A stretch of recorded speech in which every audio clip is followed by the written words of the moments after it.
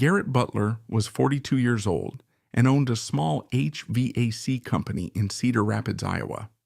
Most people saw him as a tired blue-collar contractor with worn work boots and an old Ford F-15, that rattled every winter morning. His neighbors believed Melissa Butler had outgrown him years ago. Garrett drank burnt coffee every Thursday at Rosie's Diner. He fixed his own gutters. He still wore the same scratched steel watch from his Army days. What they didn't know was that Garrett had once trained military contractors and professional fighters. And 7 years earlier, one of those students had been Travis Mercer. At 9:17 p.m., 6 men stepped out of 2 black trucks and walked toward Garrett's porch through freezing Iowa rain. Travis smiled at the doorbell camera while one of the fighters cracked his taped knuckles beside him. Then Garrett slowly unlocked the deadbolt. Before we continue, drop your country and local time in the comments. I always like seeing where people are listening from. And if you enjoy slow burn revenge stories built on patience pressure and real consequences, subscribe to the channel. Tomorrow's story gets even darker. Garrett Butler's morning started at 5:10 a.m. Not because he liked mornings, not because he believed in discipline quotes printed on coffee mugs. His body had simply stopped sleeping late sometime around his late 30s.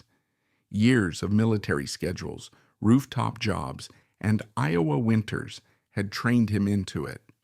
By 5:40, the lights inside Butler Climate Solutions were already on. The building sat off Ellis Boulevard in a narrow industrial strip beside a tire warehouse and a plumbing supplier. The sign above the garage door was faded from 11 years of snow rain and summer heat. Garrett never replaced it. He always said the money worked better in payroll than paint. At 6:15, Miguel Alvarez walked in carrying 2 coffees. "Rosie burned it again," Miguel muttered. Garrett took the cup anyway. Miguel had worked with him for almost a decade. Thick forearms, gray starting in his beard, divorced twice. The kind of man who could install a rooftop unit during a thunderstorm without complaining once. "You got that Lennox order coming today?" Miguel asked. Garrett nodded while reviewing invoices on the office computer. "Doc says noon." Outside, freezing February wind rattled the metal siding. Inside, the office smelled like old paper machine oil and burnt coffee. Quiet, predictable. That was Garrett's life now. And most people around Cedar Rapids thought they understood him completely. Melissa certainly acted like she did. By the time Garrett returned home around 7:30 most nights, the house on Willow Creek Drive already felt divided into invisible territories. Melissa stayed upstairs more often now. She used to greet him at the door years ago, back when Butler Climate Solutions was just Garrett and one borrowed van, back when they ate cheap Chinese takeout sitting on moving boxes because they couldn't afford a dining table yet. That version of Melissa barely existed anymore. Now she spoke to him while looking at her phone. Now she corrected the way he dressed before social events. Now she sighed whenever his truck made noise pulling into the driveway.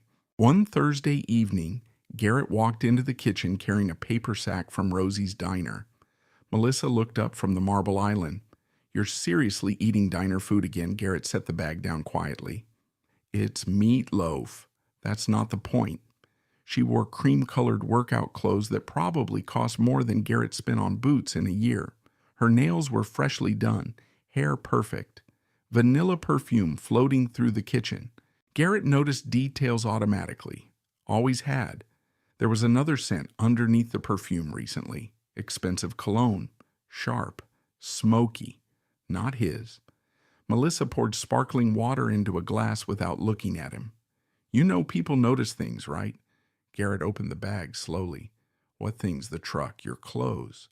The way you look at company dinners, like you hate being there." Garrett sat down. "I do hate being there." Melissa gave a short laugh through her nose. "Exactly.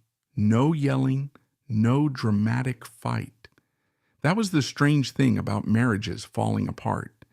Sometimes they died quietly first, like pipes freezing inside walls before they burst. Garrett ate half the meatloaf While Melissa scrolled through her phone under the kitchen lights, the screen reflected in the dark window behind her. A message notification appeared briefly, then disappeared. Melissa flipped the phone face down immediately. Garrett kept eating, but he noticed. Over the next few weeks, the details started stacking together. A second phone charger inside Melissa's white BMW SUV. Gym visits lasting 3 hours. Deleted call histories. A hotel receipt folded inside a purse pocket from the Hilton Garden Inn in Coralville.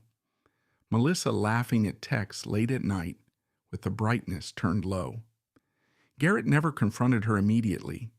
That confused people about him. Most men wanted noise when they got angry. Garrett got quieter. He watched, measured, waited. One snowy Tuesday, Garrett finished replacing a failed rooftop compressor at a grocery store near Edgewood Road. His gloves were wet through. His shoulders ached from lifting sheet metal all morning. When he climbed back into his truck, his phone buzzed. "Melissa, can you stop by Target?" she asked when he answered. "What for candles?" "The eucalyptus ones." Garrett started the truck. "All right. You're near there anyway." The call ended. "No love you." Not anymore. Inside Target, Garrett moved through the aisles, still wearing his work jacket dusted with insulation fibers. Two teenagers near cosmetics glanced at him before whispering something to each other. Garrett ignored them. At checkout, his phone buzzed again. This time Melissa had texted. A screenshot flashed across the lock screen by mistake before disappearing. A man's name, Travis Mercer. Garrett stopped walking, just for a second. Cold air rushed through the automatic doors behind him. The name hit like a steel wrench dropped into deep water. Heavy, sudden, familiar. Travis Mercer. Garrett stood beside the self-checkout lanes while families pushed carts around him. 7 years disappeared instantly. Black training mats. Heavy bags swinging. Blood on concrete. A younger man grinning after hurting somebody smaller than him. Garrett blinked once and looked down at the screen again. The message preview was gone now, but the name remained burned into memory. He drove home through freezing rain with the windshield wipers clicking steadily. Melissa was upstairs when he walked in. Her heels rested near the staircase. The house smelled faintly of lavender candles. Garrett placed the Target bag on the kitchen counter and looked toward the second floor. Silence. He walked into the garage instead. The old steel shelves along the wall still held boxes from another life. Army gear, training manuals, old gym equipment wrapped in plastic. Garrett stood there for nearly a minute without touching anything. Then he opened a small black toolbox near the workbench. Inside sat an old Samsung phone, cracked screen, dead battery. He hadn't powered it on in years. The phone contained archived contacts from Black Ridge Combat Center, former students, trainers, security footage backups, including Travis Mercer. Garrett stared at the phone while rain tapped softly against the garage door. Upstairs, he heard Melissa laughing quietly into her current phone. Not with him. Garrett closed the toolbox carefully. His face never changed. But something inside him had already shifted. Not rage, something colder. The kind of calm that comes before preparation. And upstairs, Melissa still believed her husband was too ordinary to notice what was happening inside his own house. 7 years earlier, Garrett Butler still looked dangerous. Not because he tried to, because he had spent most of his adult life around men trained to hurt people quickly. Back then, Black Ridge Combat Center sat 20 miles outside Des Moines, beside a highway truck stop and a shuttered grain warehouse. The building used to be an auto repair shop before Garrett bought it with money saved from military contracts overseas. The outside looked unimpressive. Gray concrete walls. Rust around the gutters. One flickering security light above the side entrance. But inside, people knew the place. Police officers trained there, private security contractors trained there, regional MMA fighters trained there. Garrett built the gym with one rule, repeated so often the fighters could recite it in their sleep. Control matters more than aggression. Men who failed to understand that rule never lasted long at Black Ridge. At 35, Garrett taught combatives 6 days a week. He still had the thick shoulders and steady balance of a military instructor. His nose had been broken twice. A scar crossed the inside of his left wrist from a deployment accident nobody at the gym ever asked about. He rarely raised his voice. That was usually enough. The gym smelled like disinfectant leather sweat and old canvas mats. Music stayed low during training. Garrett hated loud gyms, said noise distracted weak fighters from bad habits. Every session followed structure, warm-ups, movement drills, controlled sparring, review, no social media filming, no cheap intimidation, no showing off. Most fighters respected that. Some hated it. Travis Mercer arrived on a wet March afternoon, carrying a duffel bag over one shoulder and confidence large enough to fill the room. He was 27 then, tall, athletic, white teeth, expensive haircut. The type of man who looked directly into cameras when speaking even if nobody asked him to. Garrett noticed something immediately. Travis walked like he already believed he was better than everyone there. That attitude alone did not bother Garrett. Confidence could be useful. Cruelty was different. The first warning came during sparring 3 weeks later. A smaller fighter named Eli Ramirez dropped his hands for half a second after the round ended. Travis hit him anyway. Hard. Eli collapsed against the cage wall, clutching his jaw while blood spread across the mat. The entire gym went silent. Garrett stepped between them instantly. The bell rang. Garrett said calmly. Travis shrugged. He should protect himself at all times. Garrett stared at him for several seconds. No, he said quietly. He should trust his training partners. Travis smiled slightly like the correction amused him. That was the first time Garrett considered removing him from the gym. But talent complicated things. And Travis had talent, fast hands, excellent balance, natural pressure fighter. He learned combinations after watching them once. Within months, regional promoters started inviting him into amateur showcases around Iowa and Nebraska. People at the gym began gravitating toward him too, not because they trusted him, because dangerous charisma attracts attention, especially from younger fighters. Garrett watched Travis carefully after that, and the patterns became impossible to ignore. Late hits, cheap shots during clinch work, targeting injuries during practice, humiliating weaker fighters when cameras appeared, always smiling afterward, always acting like everything was a joke. One evening after training, Garrett found Travis filming inside the gym despite the rules. 2 younger fighters stood nearby laughing while Travis replayed footage of himself knocking down a heavyweight prospect during sparring. The prospect had slipped on sweat near the cage edge.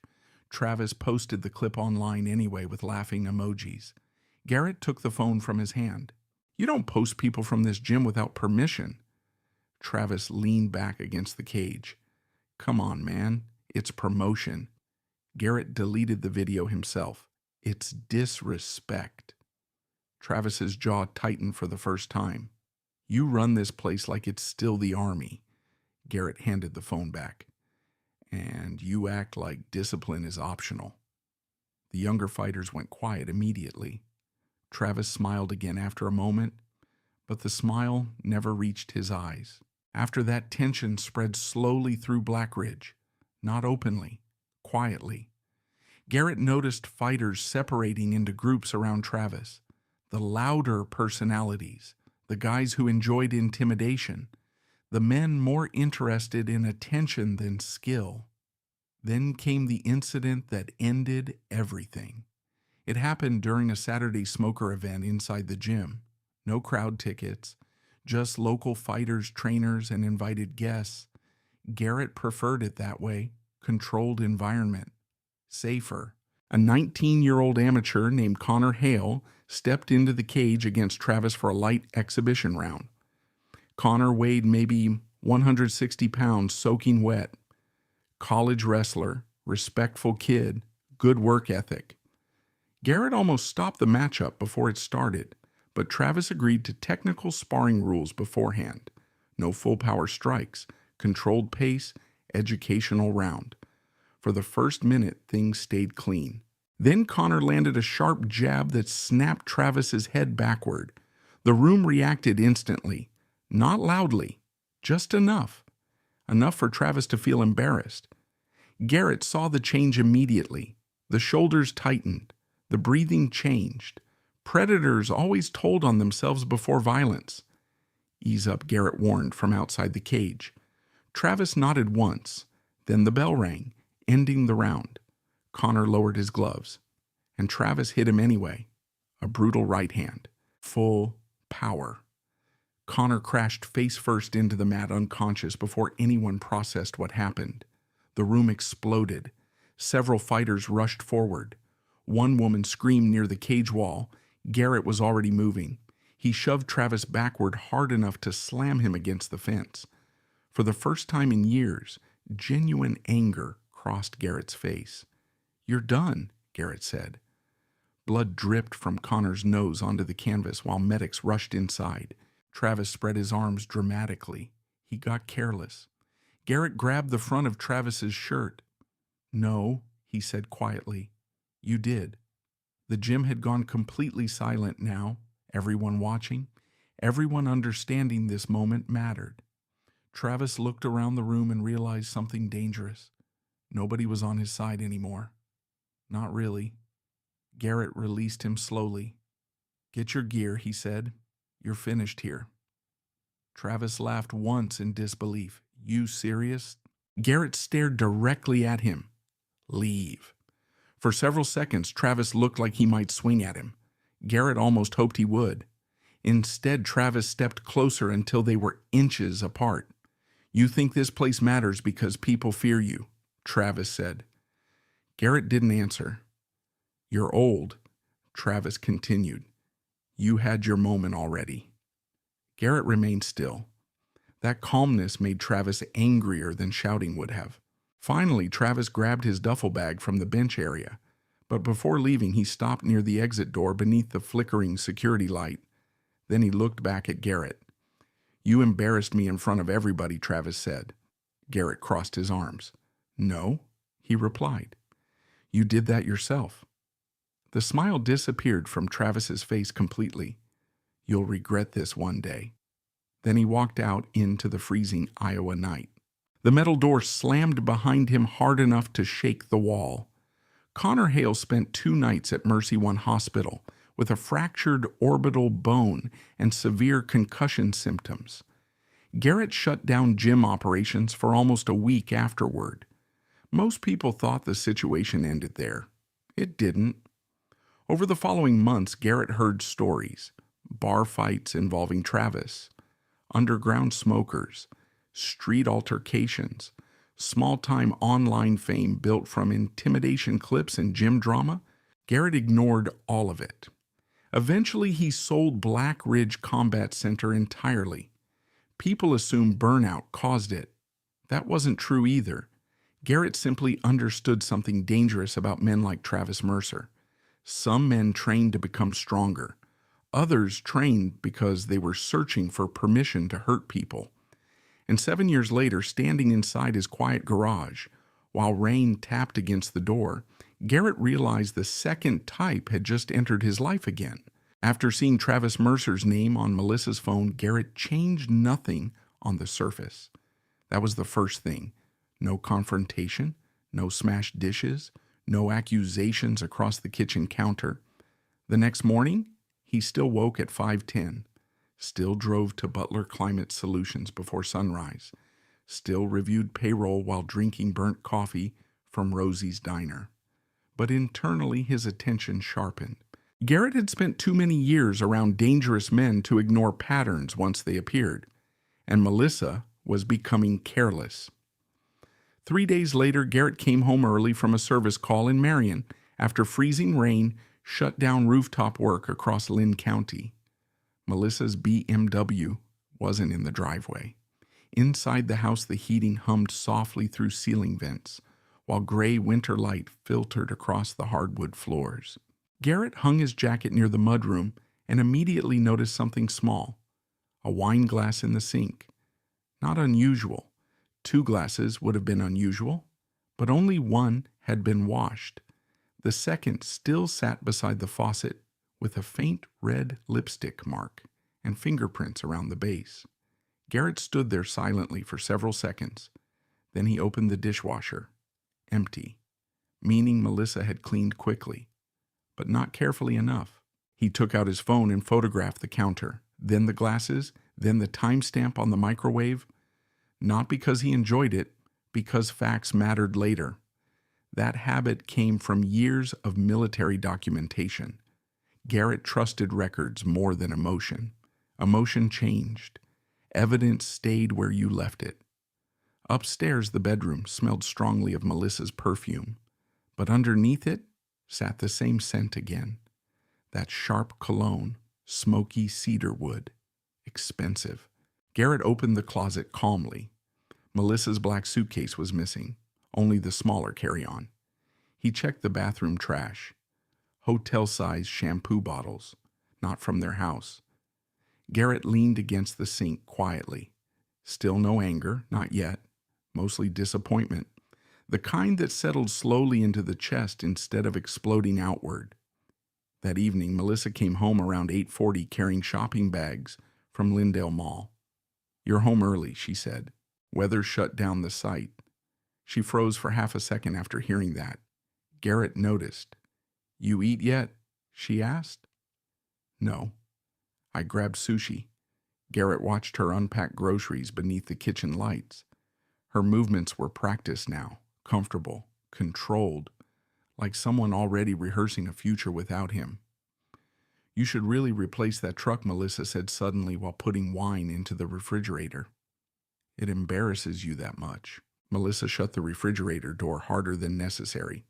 "You know what embarrasses me. Showing up places feeling like people pity us." Garrett sat at the island silently. "People don't pity us. They pity me." That one stayed in the room. Melissa immediately turned away afterward, pretending to organize receipts. Garrett looked at the wedding photo hanging near the hallway entrance. 12 years old now. Different people inside the frame. Back then, Melissa smiled with her entire face. Back then, Garrett still believed hard work automatically protected good things. He understood better now.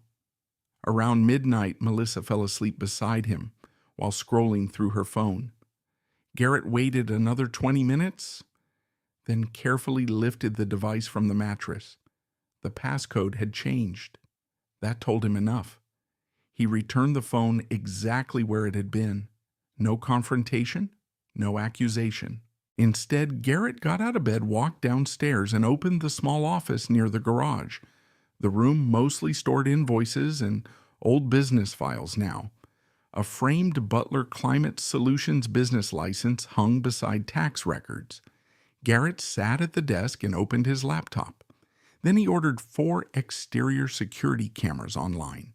Professional grade, cloud backup, night vision, motion alerts.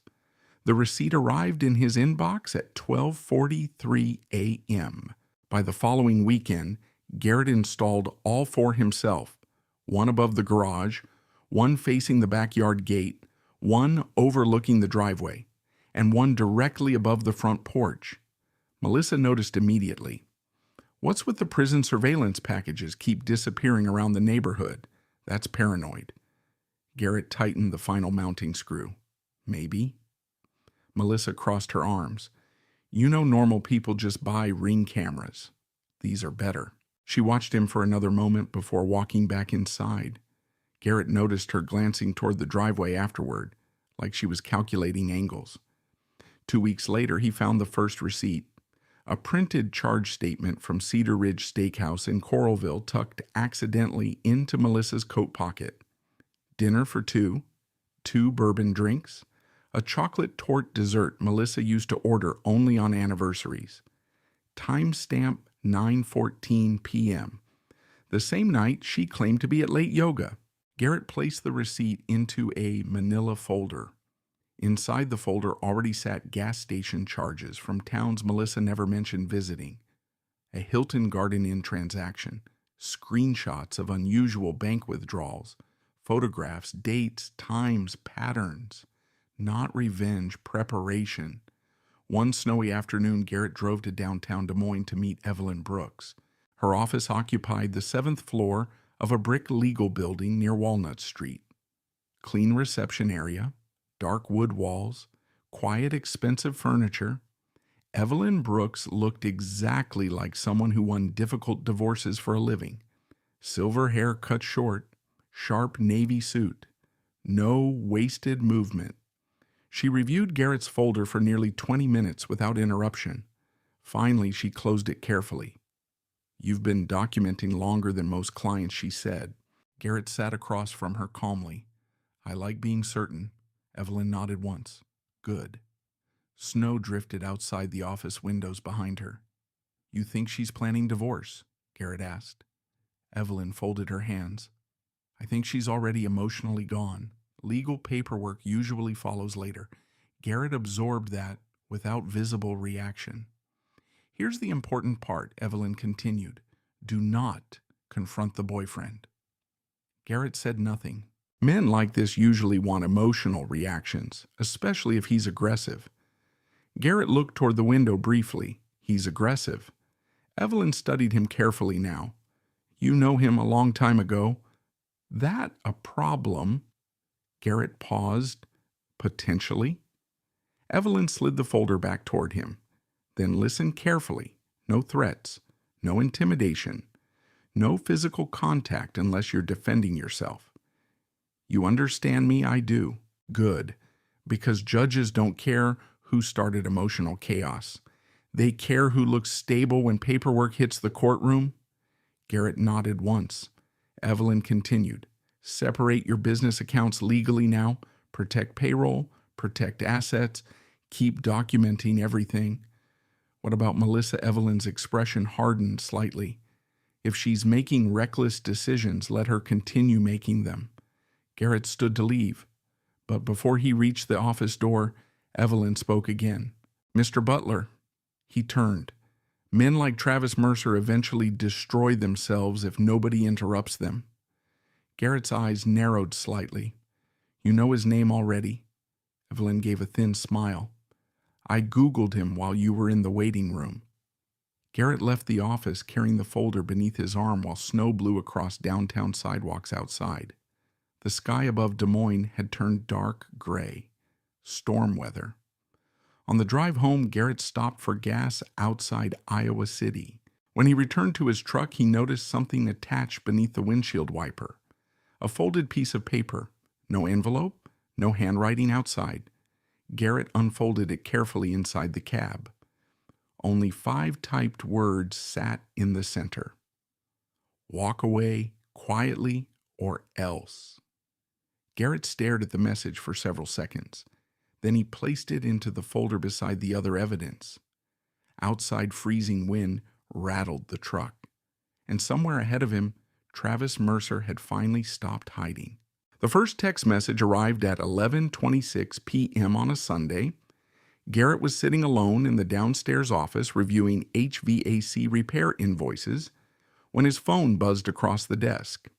Unknown number. No greeting. Just a photograph.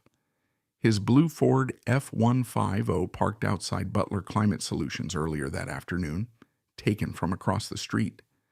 Garrett enlarged the image slowly. Snow along the curb.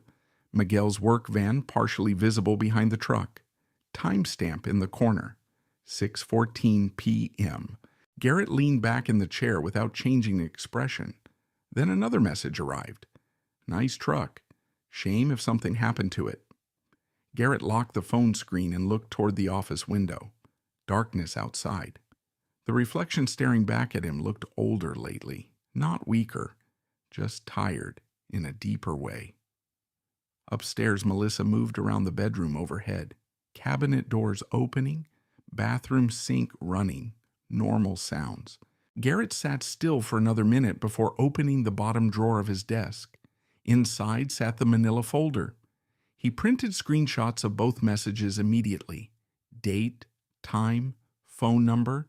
Then he added them to the growing stack. No panic, no rage, just process. The next morning started like every other, 5:10 a.m.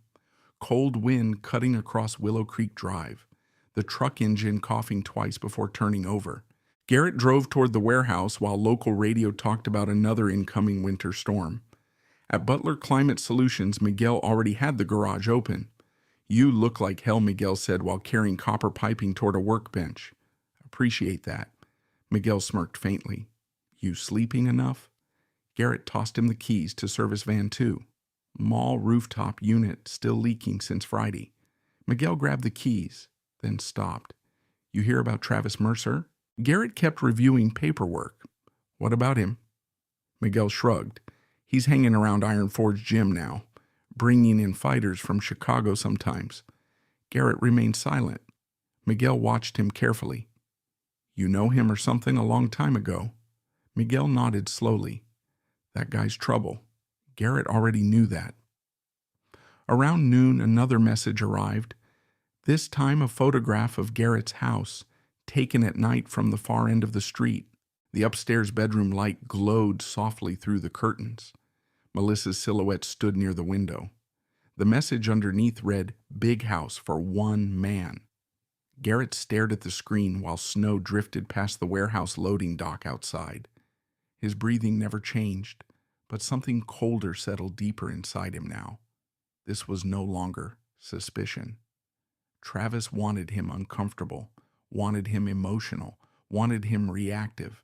Garrett understood the strategy immediately because he had trained men exactly like Travis before.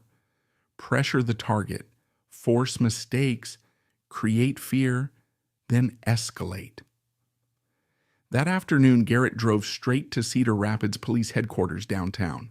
The lobby smelled faintly of wet boots and old coffee. Detective Ron Hayes met him in a small interview office near the back hallway. Hayes looked built for Midwest winters. Thick neck, heavy shoulders, receding hairline. The kind of detective who probably skipped gym memberships because life already carried enough weight for him.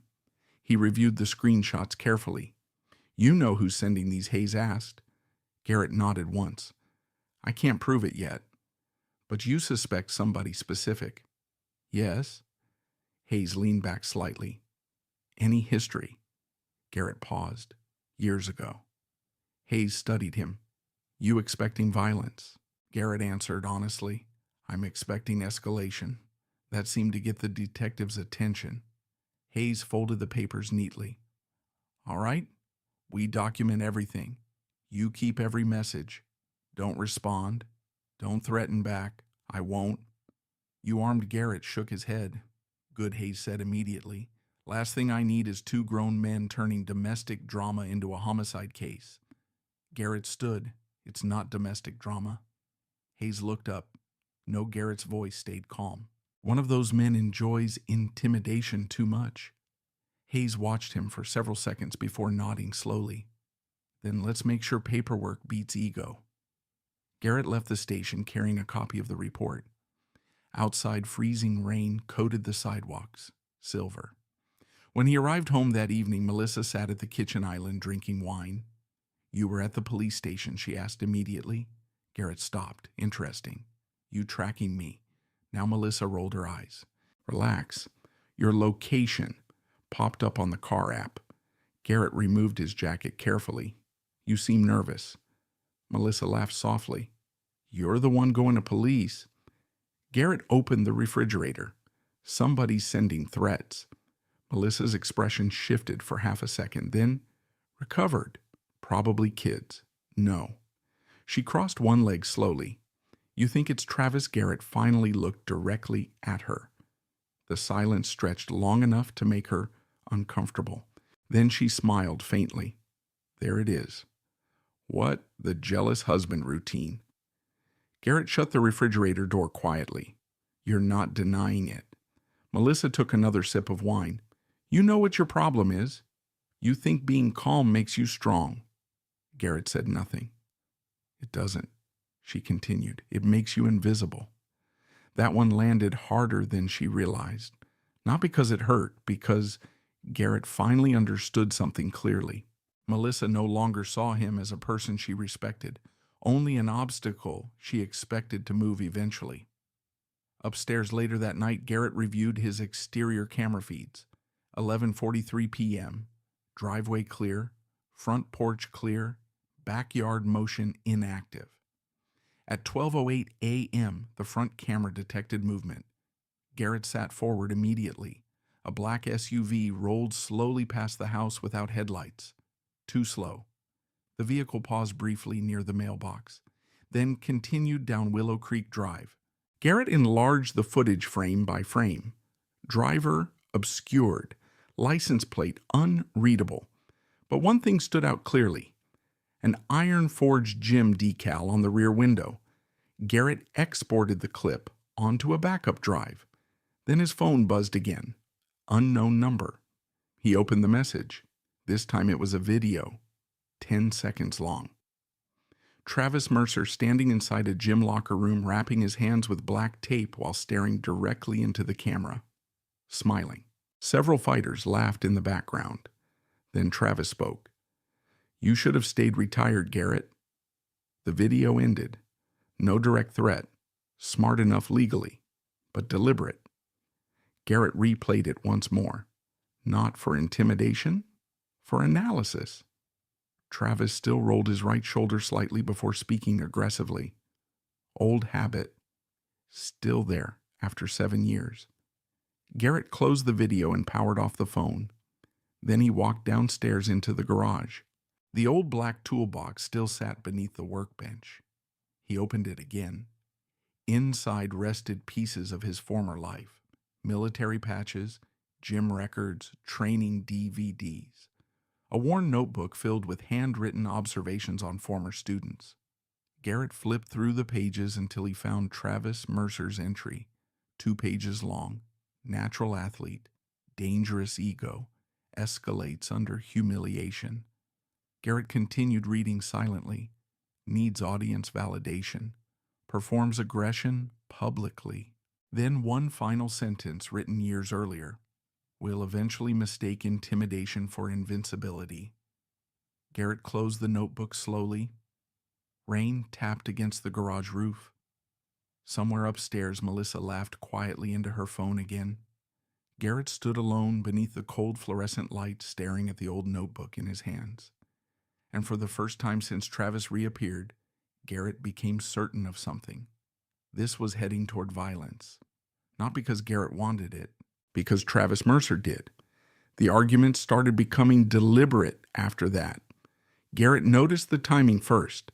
Melissa never picked fights randomly anymore. She chose moments carefully. Usually when he had just returned from work exhausted, usually when neighbors were outside, usually when there were witnesses nearby. Thursday evening, 7:12 p.m., Garrett stepped through the front door carrying freezing rain on his jacket after repairing a failed rooftop furnace at a medical office near Hiawatha. Melissa sat in the living room with the television muted. A wine glass rested beside her. "You're late?" she said immediately. Garrett set his keys down. "Emergency call. You smell like machine oil. I work in HVAC." Melissa sighed dramatically. "You always have an excuse." Garrett looked toward the kitchen. Dinner dishes sat untouched. "You ate already?" "Yes." "All right." He started walking toward the stairs. "That's it?" Melissa asked sharply. Garrett stopped. "What do you want me to say?" Melissa stood now. "That maybe I'm tired of living like this." Garrett turned slowly. "Like what this?" She motioned around the house. "You disappearing into work, acting emotionally dead all the time." Garrett studied her quietly. Interesting wording. Emotionally dead? Provocation? Language? Designed to pull emotional reaction out of someone. He recognized it immediately. Travis had likely coached her. "What exactly do you want from me?" Garrett asked calmly. Melissa folded her arms. A husband who actually fights for something. Garrett held eye contact for several seconds, then nodded once. Okay. That answer visibly frustrated her. What does that mean? It means I heard you. Melissa stared at him like she wanted anger and couldn't understand why she kept finding restraint instead. Garrett walked upstairs without another word. Behind him, he heard the wine glass slam harder onto the counter. Later that night, Garrett sat alone in the downstairs office reviewing company financial records. The deeper he looked, the worse it became. Joint account withdrawals, large cash transfers, retail purchases in Chicago and Omaha, hotel charges, a jewelry payment from a store in Des Moines.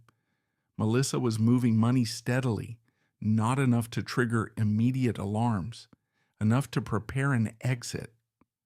Garrett copied every statement onto an encrypted drive Evelyn Brooks had recommended. Then he opened Butler Climate Solutions business accounts. That part mattered more. Garrett employed 11 people.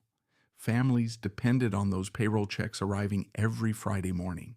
If Melissa attempted legal chaos later, he refused to let his employees suffer because of it. By midnight, Garrett had quietly transferred operational reserves into protected business accounts under Evelyn's guidance. Everything legal, everything documented. No hidden offshore nonsense. Just preparation. At 12:43 a.m., his phone buzzed. Unknown number again. This time, the message contained only one sentence. How long before she gets tired of pretending to love you? Garrett deleted nothing. Screenshot, print, folder, process. The following Saturday, Melissa suggested hosting guests unexpectedly. That alone felt strange. Melissa had stopped inviting couples over months ago. Now suddenly, she wanted people in the house. Garrett understood why within 20 minutes. 2 unfamiliar men arrived first. Large, athletic, fight gym clothing. Then Travis Mercer walked through Garrett's front door smiling like he belonged there. Melissa acted casual. Garrett, you remember Travis? Garrett stood beside the kitchen island holding a coffee mug. Yes. Travis wore a fitted black jacket and expensive watch. Older than before. Broader through the shoulders. But Garrett immediately noticed the same thing he always noticed first in fighters. Feet. Travis still carried slightly too much weight on the front leg when relaxed, meaning aggression remained his default setting. Been a long time, Travis said. Garrett nodded once. 7 years. One of the fighters glanced between them. You guys know each other. Travis smirked. Old gym stuff. Garrett noticed Melissa watching closely now, studying reactions, evaluating tension. Everything about this meeting felt intentional. Travis walked through the kitchen like he already owned the place. Nice house, he said casually. Garrett said nothing. The other men laughed loudly at stories Travis told about gym fights and bar incidents while Melissa poured drinks. Garrett mostly listened. That bothered Travis more than arguing would have. Predatory men enjoyed emotional feedback. Silence denied them momentum. At one point, Travis leaned against the kitchen counter near Garrett. You still training people? No. You should. Travis smiled. Though the game's changed a little since your time. Garrett took another sip of coffee. Human behavior hasn't. The smile faded slightly. Melissa interrupted quickly. Travis runs seminars now. Social media, too. Garrett looked at Travis. How's that working out? Pretty good. You still hitting after the bell? The room went quiet instantly. One of the fighters stopped laughing. Melissa's expression hardened. Travis stared at Garrett for several seconds, then smiled again slowly. People change. Garrett held his gaze. Some do. Tension spread through the kitchen like cold air entering through a cracked window. Finally, Travis laughed loudly and clapped one of the fighters on the shoulder. Man, Garrett always had that military intensity, but Garrett noticed something important then. Travis never fully relaxed around him. Not really. Because deep down, Travis remembered exactly who taught him. The gathering ended around 11 p.m. Melissa walked Travis and the others toward the driveway, while Garrett remained inside cleaning coffee cups. Through the front window, Garrett watched Travis place his hand against Melissa's lower back. Not subtle anymore, not hidden, deliberate. Garrett continued rinsing dishes calmly. A few moments later, Melissa returned inside. "Well?" she asked. Garrett dried a plate slowly. "Well, what?" "You didn't seem surprised." Garrett stacked the plate carefully. "I wasn't." Melissa stared at him. "That's all you have to say?" Garrett finally looked at her directly. "What exactly are you trying to force here?" That question hit harder than yelling would have. Melissa blinked once. "You think everything's some strategy." Garrett didn't answer, because now he knew it was. 3 days later, Garrett returned home just after dark during another freezing Iowa rainstorm. The house was quiet, too quiet. He walked through the kitchen and immediately noticed the back door slightly open, only an inch. Cold air drifted inside. Garrett stopped moving. The security system panel near the hallway showed the sensor had been bypassed manually at 4:18 p.m. Interesting. Garrett closed the door carefully and locked it again. Then he walked upstairs. Melissa sat on the bed, scrolling through her phone. "You left the back door open," Garrett said. "No, I didn't." "Yes?" Melissa shrugged. "Maybe you forgot." Garrett studied her silently. Then he walked back downstairs. Not an accident, a test. Travis wanted access points, wanted opportunities, wanted Garrett uncertain inside his own home. Garrett moved through the downstairs, calmly checking windows and locks. When he reached the garage entry door, he stopped. Mud on the floor, fresh, large boot prints, not his. Garrett crouched beside them without touching. The prints led 3 feet inside the garage before turning back toward the door. Someone had entered briefly, then left. A warning, or preparation. Garrett stood slowly beneath the cold fluorescent garage light. Upstairs, Melissa laughed softly into another phone call. And for the first time since all of this began, Garrett became certain of one thing. They were no longer trying to provoke him emotionally. Now they were testing how close they could get before he finally reacted.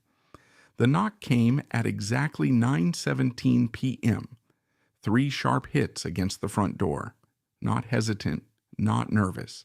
The kind of knock meant to announce ownership before permission. Outside, freezing rain hammered Willow Creek Drive hard enough to blur the streetlights. Wind bent the bare tree branches along the sidewalks, while water rushed through gutters already clogged with late February ice. Garrett sat alone in the downstairs office when the motion alert appeared on his phone screen. Front camera detected movement. He looked at the live feed immediately. 2 black pickup trucks sat angled across the front curb with headlights still running. 6 men stood beneath the porch light. Travis Mercer in front, 5 others behind him. Garrett watched silently for several seconds. No panic, just observation. One fighter wore a gray hoodie stretched tight across thick shoulders. Another had shaved sides with tattoos climbing his neck. A third kept flexing taped fingers inside black MMA gloves with the fingertips cut away. Not professionals, but experienced enough to be dangerous. Rainwater dripped steadily from Travis's dark jacket while he stared directly into the doorbell camera, smiling. Garrett enlarged the screen slightly. Same posture, same front heavy stance. And there it was again, that tiny roll in Travis's right shoulder before aggression. An old habit from Black Ridge. Some things never left a fighter completely. The second knock hit harder. "Open up, Garrett," Travis called through the storm. Upstairs, Garrett heard movement. Melissa. Bedroom floorboards creaked once overhead, but she didn't come downstairs. Interesting. Garrett stood from the desk slowly. His movements remained calm enough that someone watching might mistake him for tired instead of alert. He walked through the dark kitchen toward the front hallway while the doorbell camera continued recording everything automatically to cloud storage. Outside, one of the fighters laughed loudly. Another cracked his knuckles. Travis stepped closer to the door. "I know you're home." Garrett stopped 6 feet from the entrance. The porch light cast shifting shadows beneath the doorway as rain hammered against the glass panels beside it. Then his phone buzzed. "Detective Ron Hayes," Garrett answered quietly. "You seen this already?" Hayes sounded tired. Neighbor called about multiple vehicles and yelling. "Patrol's tied up near Interstate 38. Oh, right now." "What's happening?" Garrett kept watching the door. Travis Mercer brought friends. "How many?" "5. A pause. "You armed?" "No." "Good." "Listen carefully, Garrett. Do not go outside looking for a fight." Garrett's eyes stayed fixed on the door. "I'm not the one who drove here." Outside, Travis pounded the door again, hard enough to shake the frame. Melissa Travis shouted loudly, "Your husband hiding again." One of the fighters laughed. Another yelled, "Thought Army guys were tougher than this."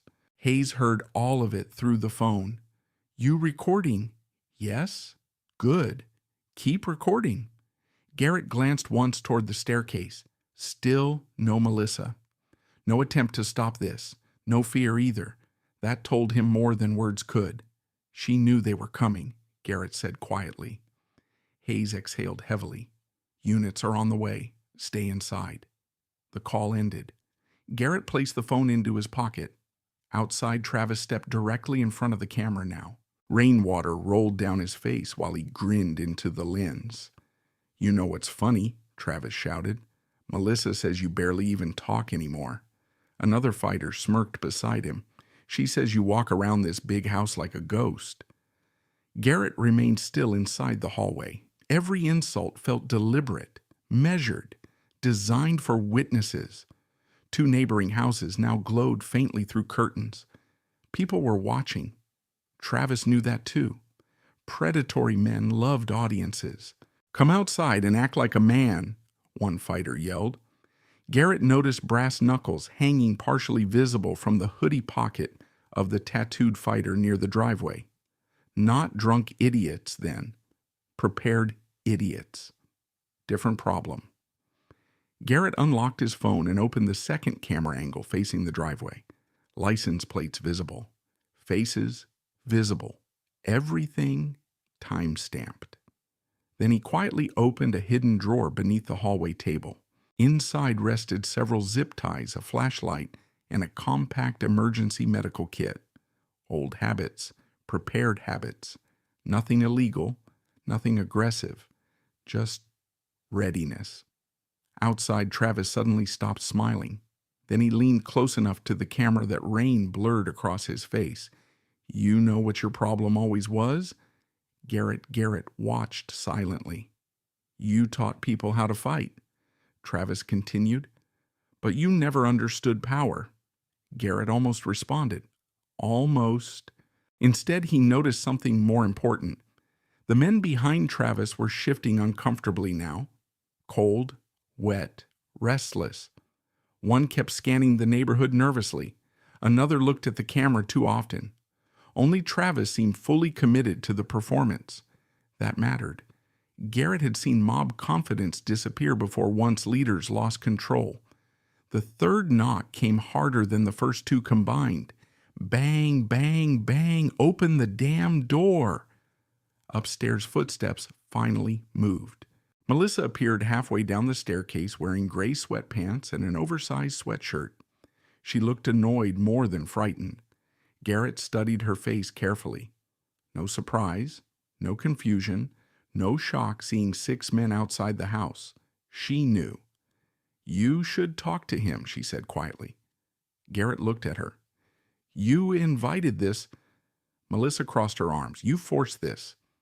Garrett stared at her for several long seconds. Outside, Travis shouted again. "Melissa, tell your husband to stop acting weak." Melissa looked toward the door, then back at Garrett. "You always hide behind silence." That sentence settled heavily into the hallway. Not because it hurt, because Garrett finally understood something clearly. Melissa no longer wanted resolution. She wanted collapse, preferably public collapse.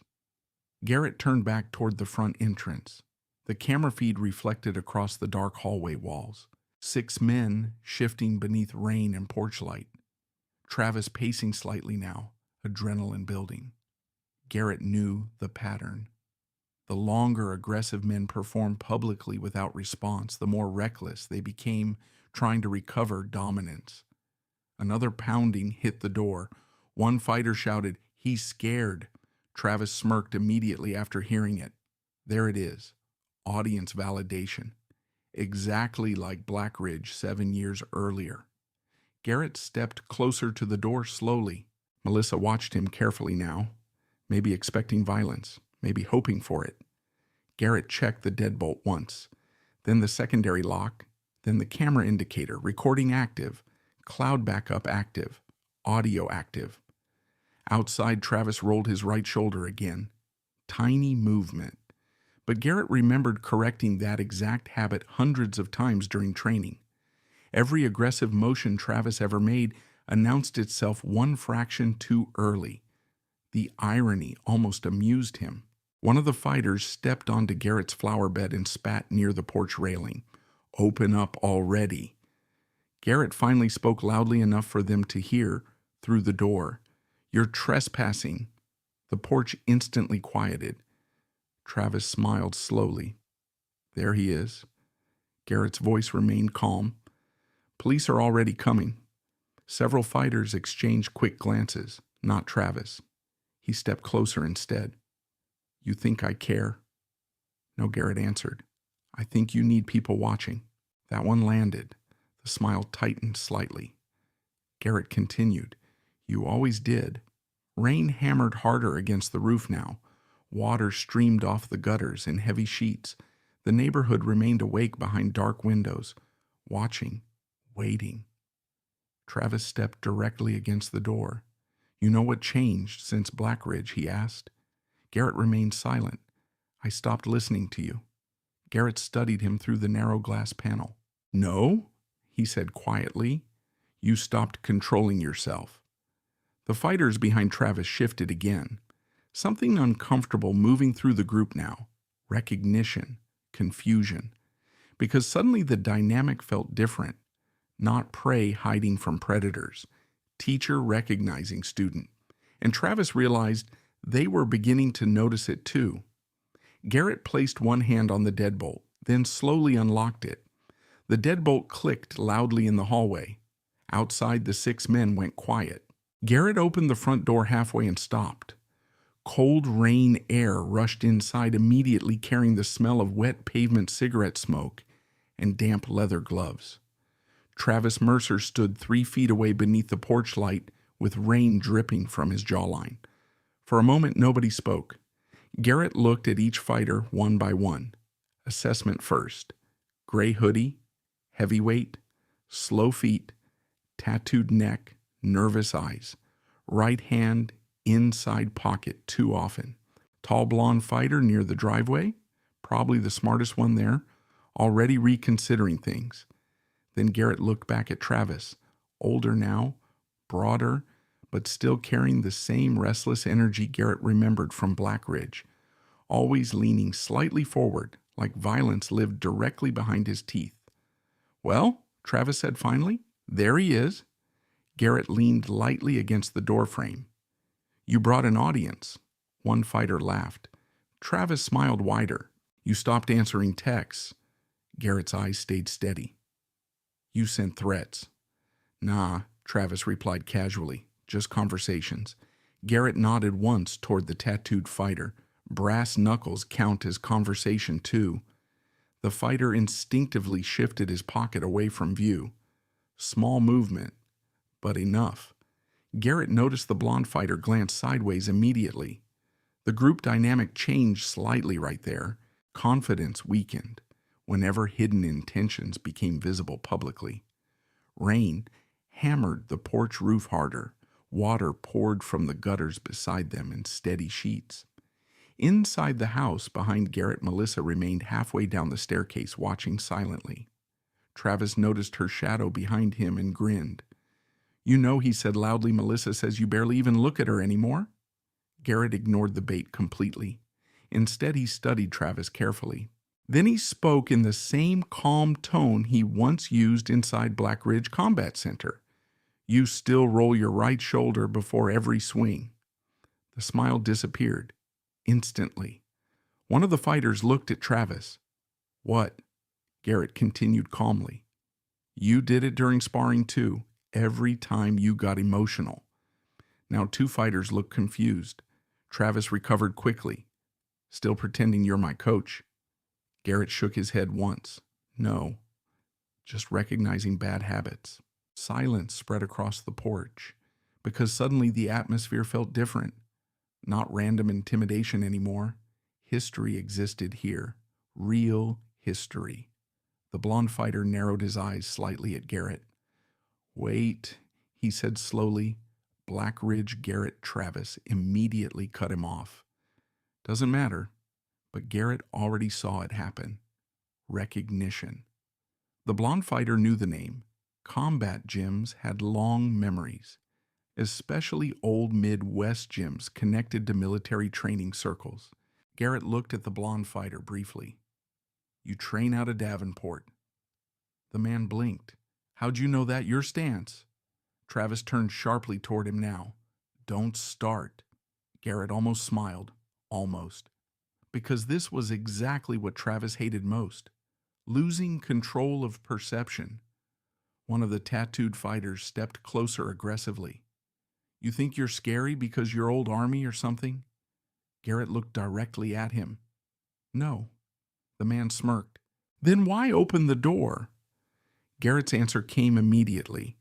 Because 6 men standing on a porch usually means somebody's afraid to stand alone. That one landed hard. Even Travis's expression tightened slightly. The fighter in the gray hoodie cracked his neck loudly. "You got jokes." "No," Garrett said. "I've got cameras." He pointed once toward the doorbell, then toward the garage corner, then toward the driveway. The men noticed them for the first time. Visible red recording lights, cloud backup active, audio recording active. Garrett watched the realization spread quietly through the group. Not panic, calculation. Travis tried to recover momentum immediately. "You think recording changes anything?" Garrett held eye contact. "It changes courtrooms." Another silence. Longer this time. Inside the house, Melissa shifted slightly on the staircase. Garrett never looked back at her. His full attention stayed on Travis, because he recognized the dangerous stage now. Public predators became unpredictable once embarrassment entered the equation. Travis took one slow step closer. "You know what your problem is?" Garrett waited. "You always thought discipline made you superior?" "No," Garrett replied. "I thought it kept people alive." Rainwater dripped from Travis's nose while anger slowly replaced performance in his face. There it is. The same transition Garrett saw 7 years earlier after Connor Hale landed that jab. Humiliation first, emotion second, bad decisions third. One of the younger fighters shifted uneasily. "Man cop's really coming." Travis didn't answer him. Bad sign, very bad sign. Because Travis no longer cared about the group. He cared about winning the moment. Garrett noticed the right shoulder roll again. Tiny, automatic, preparation. "You should leave," Garrett said calmly. Travis laughed once. "Or what?" Garrett answered honestly. "Or you'll make the same mistake twice." That sentence hit the group harder than yelling would have, because Garrett sounded completely certain. Not emotional, not angry. Certain. The blonde fighter spoke again carefully. "You really trained him." Garrett nodded once. "Years ago." The fighter looked at Travis now with a different expression entirely. Not fear. Re-evaluation. The mythology around aggressive men weakens quickly when somebody calm recognizes all their patterns. Travis sensed it immediately. So he escalated. "You know what Melissa says about you?" he asked loudly enough for the neighbors watching through curtains. Garrett stayed silent. She says you walk around your own house like a tired old man. Inside the hallway, Melissa did not deny it. Garrett heard her breathing behind him. He kept his eyes on Travis. She says you stopped being a husband years ago, Garrett finally answered, and yet you still needed 5 men to knock on my door. The gray-hooded fighter laughed unexpectedly before catching himself. Wrong reaction. Travis noticed. His jaw tightened. Group control slipping, danger increasing. Garrett understood something important then. Travis had not fully planned this encounter. He planned intimidation, performance, submission, not resistance, especially not calm resistance. The tattooed fighter stepped onto the threshold suddenly, not fully inside, but enough. Garrett's eyes dropped immediately to the boot position. Important legally, important tactically. You're trespassing now, Garrett said quietly. The fighter smirked. So Garrett looked directly at Travis. You teach your guys bad habits, too. The blonde fighter took a subtle half-step backward off the porch. Interesting. Smartest man there. Then Travis made his mistake. He stepped forward himself until the toe of his boot crossed the doorway threshold. Deliberate. Challenging. Rainwater spread across Garrett's hardwood floor beneath Travis's boots. Inside the house now. Technically. Legally. Garrett noticed Melissa suddenly straighten on the staircase. Not excitement. Concern. Maybe for the first time all night. Because even she recognized something had shifted. Garrett looked down briefly at Travis's shoulder again. Still loaded slightly forward. Still emotional. Still broadcasting intent. You never fixed it, Garrett said quietly. Travis frowned. The shoulder tell. Garrett tapped his own right shoulder lightly. You lead with it before every aggressive move. Did it at Black Ridge. Still doing it now. One fighter muttered under his breath, Jesus. Humiliation flashed across Travis's face instantly. Hot, sharp, dangerous. Garrett saw the exact second emotion overwhelmed calculation. Travis shoved the front door wider with one hand and stepped fully into the entryway. You think you know everything because you trained me, Travis snapped. Garrett never moved backward. No, he said calmly. I know exactly what happens when you lose control. Behind Travis, the blonde fighter suddenly looked down the street. Flashing red and blue lights reflected faintly through the rain in the distance. Police, approaching fast.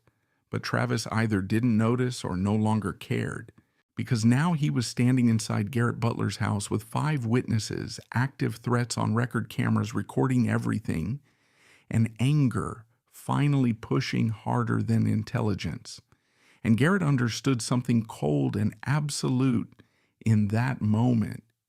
This was about to turn physical.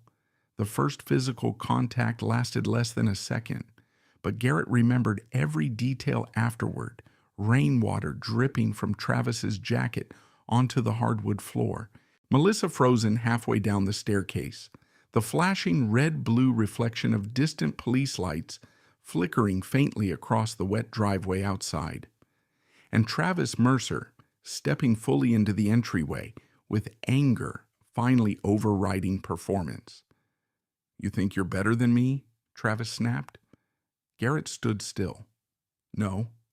That answer only made Travis angrier, because calmness felt insulting to men who depended on emotional dominance. One of the fighters behind Travis muttered nervously, Man, cops are coming. Shut up, Travis barked without looking back. Bad sign again. Loss of control spreading. Garrett kept his eyes on Travis's hands, not the face, never the face. Hands and shoulders told the truth first. The right shoulder rolled forward again, there, intent. Garrett spoke calmly one last time. Leave the house. Travis stepped closer until they were barely 2 feet apart. You know what Melissa says about you? He asked. Garrett remained silent. She says you stopped acting like a man years ago. Still no reaction. That visibly rattled Travis, because predators expected resistance to measure themselves against. Garrett kept denying him emotional footing. Then the tattooed fighter behind Travis made the mistake. He grabbed Garrett's jacket collar from the side. Fast, aggressive, illegal. Everything changed immediately after that. Garrett moved before most of them processed it. No dramatic wind-up, no movie fight stance, just clean reaction. His left hand trapped the wrist on instinct while his body pivoted sideways. A short downward torque, a sharp crack of balance breaking. The tattooed fighter slammed shoulder first into the hallway table hard enough to collapse it instantly. Wood splintered across the floor. The brass knuckles flew from the fighter's pocket and skidded beneath the staircase. Melissa screamed, not loudly, more from shock than fear. The entire fight shifted in that exact second, because suddenly Garrett no longer looked like the tired HVAC contractor from Willow Creek Drive. He looked trained, controlled, precise. The gray-hooded heavyweight lunged next, too emotional, too forward heavy. Garrett stepped inside the reach before the man could fully swing. Elbow pressure against the neck, hip rotation, momentum redirected. The heavyweight crashed sideways into the wall, hard enough to leave a dent in the drywall beside the coat rack. 3 seconds, maybe 4. That was all it took. Now the entryway looked completely different. Broken table, water everywhere. One fighter groaning against the wall, another clutching his wrist on the floor, and Garrett standing exactly where he started, breathing steadily, like he had barely exerted effort at all. The blonde fighter immediately backed toward the porch. "I'm out," he said instantly. Smartest decision anybody made all night. But Travis wasn't thinking clearly anymore. Humiliation had fully taken over now. "You think that means something?" Travis shouted. Garrett's eyes never left him. "It means I told you to leave." Outside police sirens grew louder. Close now. Very close. The remaining fighters looked toward the street nervously. Not Travis. Still trapped inside the moment. Still trying to reclaim dominance in front of witnesses. He shoved Garrett hard in the chest, enough force to move an ordinary man backward. Garrett barely shifted. That seemed to break something psychologically inside Travis, because for the first time all night, real uncertainty crossed his face. Tiny, but visible. Garrett recognized it immediately. Same expression Travis wore 7 years earlier after getting thrown out of Black Ridge. The realization that aggression sometimes met structure stronger than itself. "You trained me," Travis said through clenched teeth. Garrett answered quietly, "And you never learned." Travis swung, exactly the way Garrett knew he would. Right shoulder telegraph first, wide hook second, emotion driving both. Garrett slipped inside the punch before it fully extended. One hand redirected the arm, the other drove sharply into Travis's ribs. Not flashy, not brutal. Efficient. Air exploded from Travis's lungs instantly. Garrett trapped the wrist rotated behind him and forced him face first against the hallway wall. Controlled pressure, minimal movement, maximum leverage. Travis struggled violently, but panic had replaced technique now. "Stop resisting," Garrett said calmly. That sentence enraged Travis more than the restraint itself. "You think you're some hero," Travis coughed. "No." Garrett tightened pressure slightly as Travis attempted to twist free. "I think you brought 5 men to another man's house because you needed witnesses. Outside tires screeched against wet pavement. Police arrival. The remaining fighters backed farther toward the porch immediately. Hands raised. Distance created. Nobody wanted charges now. Not anymore." Garrett heard front car doors slam outside. Then voices. Cedar Rapids PD flashlights flooded the porch. The blonde fighter pointed immediately toward the hallway. "He attacked first," Travis shouted instantly, despite being pinned against the wall. Garrett almost expected that. Predictable men followed predictable patterns. 2 officers rushed inside cautiously, weapons drawn low. Everybody separate. Now Garrett released Travis immediately and stepped backward with both hands visible. Complete compliance, important detail. Always important. Travis stumbled away, breathing hard while clutching his ribs dramatically. He assaulted us. Officer Nolan looked around the destroyed entryway. Broken table, brass knuckles on the floor, 5 soaked fighters crowding the doorway. Doorbell camera blinking red overhead. The scene already contradicted Travis's story before anyone spoke further. Another officer secured the fighters outside while Garrett remained calm near the staircase. Melissa still stood frozen, halfway up it. Officer Nolan looked at Garrett. "You injured? No." "What happened?" Garrett answered plainly. "They arrived threatening me. I told them to leave. One grabbed me first." Travis pointed aggressively. "He attacked everybody." Garrett simply nodded toward the camera above the door. "Everything's recorded." Silence. That changed the entire atmosphere instantly. Officer Nolan looked upward, then toward the driveway cameras, then toward the garage camera. Cloud back up, he asked Garrett. "Yes." Smart officer. Very smart. Because that meant footage couldn't be conveniently deleted. Detective Ron Hayes entered moments later, wearing a heavy winter coat over plain clothes. The moment he saw Travis Mercer standing inside Garrett's house, soaking wet and furious, his expression hardened immediately. "Jesus Christ," Hayes muttered. Travis pointed toward Garrett. "This psycho jumped us." Hayes ignored him completely at first. Instead, he crouched beside the brass knuckles lying near the broken table. Then he looked slowly at the 6 men, then at Garrett, then finally toward Melissa on the stairs. Nobody spoke. Rain hammered outside while police radios crackled across the porch. Finally, Hayes stood. "All right," he said calmly. "Nobody's leaving until I review footage." Travis started talking again immediately. He assaulted Hayes, cut him off sharply. "You brought 5 men to his house at night." Travis hesitated. "Bad move?" Hayes noticed instantly. One of the younger fighters near the porch suddenly spoke up nervously. "Man, we thought this was just talking." Travis whipped toward him furiously, but the damage was already done. The group cohesion had collapsed completely. Fear always destroyed mob confidence faster than violence. Officer Nolan began collecting statements while Hayes requested the video files directly from Garrett's security system. Garrett handed over access calmly. No hesitation, no editing, nothing hidden. That mattered too.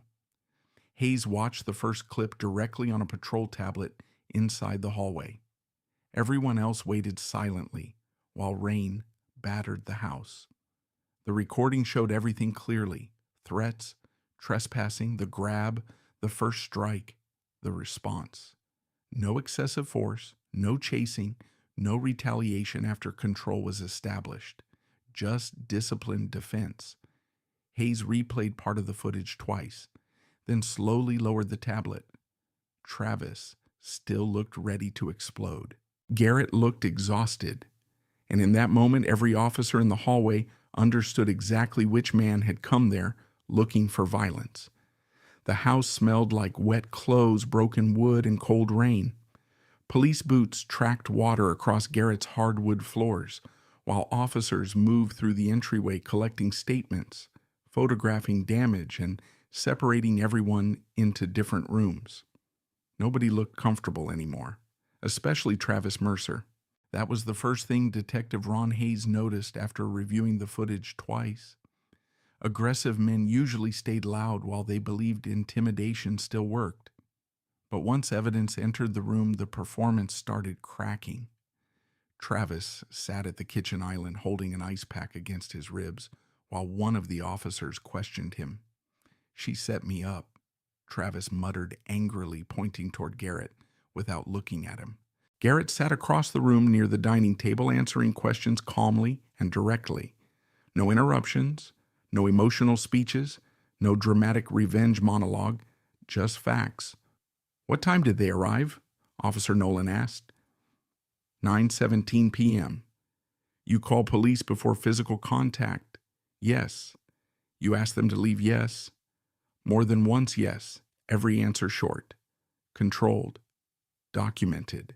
Hayes watched carefully while comparing Garrett's statements against the footage timestamps on the tablet. Perfect alignment. That mattered.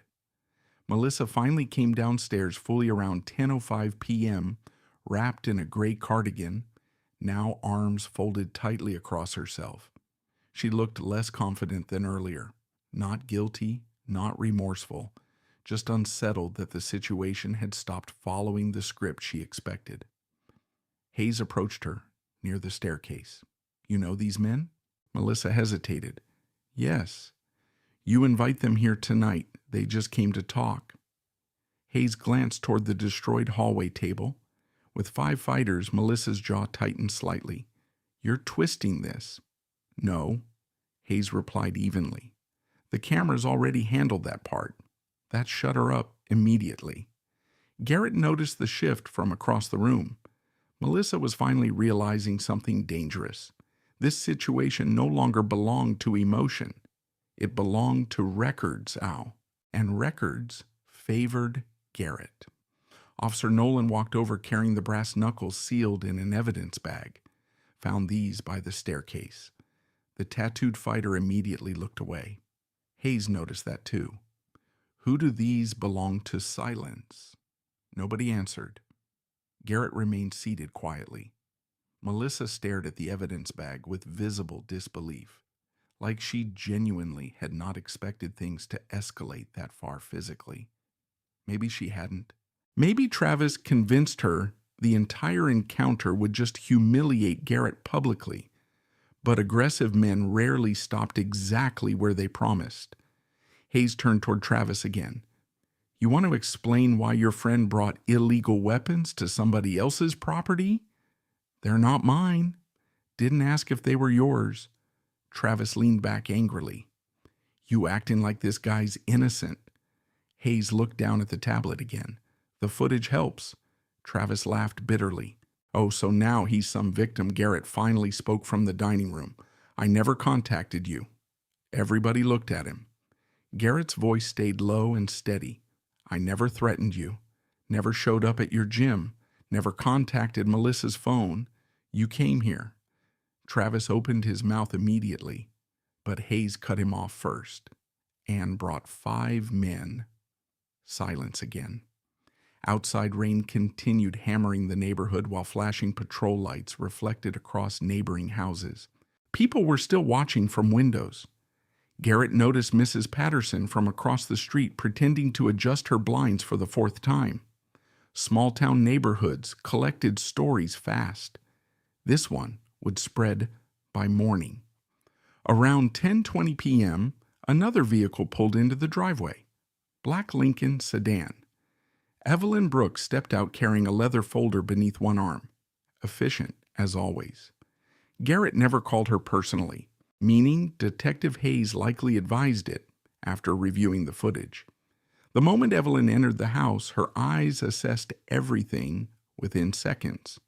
Broken table, police presence, Melissa standing rigid near the staircase, Travis holding ice against his ribs. Then her attention settled briefly on Garrett. "You all right?" "Yes." She nodded once. "No unnecessary emotion?" Then she turned toward Hayes. "What are we looking at?" Hayes handed her the tablet without a word. Evelyn watched nearly 3 minutes of footage silently, no expression changing. When it ended, she handed the device back calmly. "Well," she said, "that's remarkably clear." Travis scoffed loudly. "Oh, please." Evelyn ignored him completely. Another intentional tactic Garrett recognized immediately. Refusing emotional engagement weakened aggressive personalities faster than confrontation. "Mr. Mercer," Evelyn said finally while opening her folder, "do you know how Iowa courts interpret coordinated intimidation involving multiple individuals at a private residence?" Travis smirked. "You threatening me now?" "No," Evelyn replied calmly.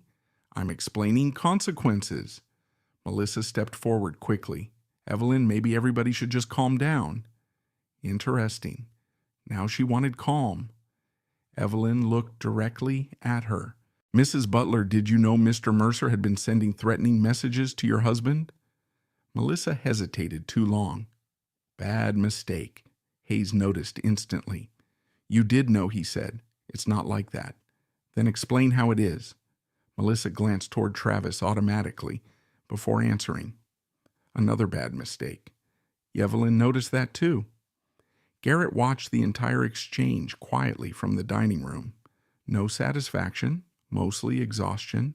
Years ago, he would have felt anger seeing Melissa align herself beside another man publicly. Now the emotion felt emptier than that, like watching structural damage finally appear in a building already rotting internally. Hayes eventually approached Garrett privately near the kitchen doorway. You got somewhere else to stay tonight if needed, he asked quietly.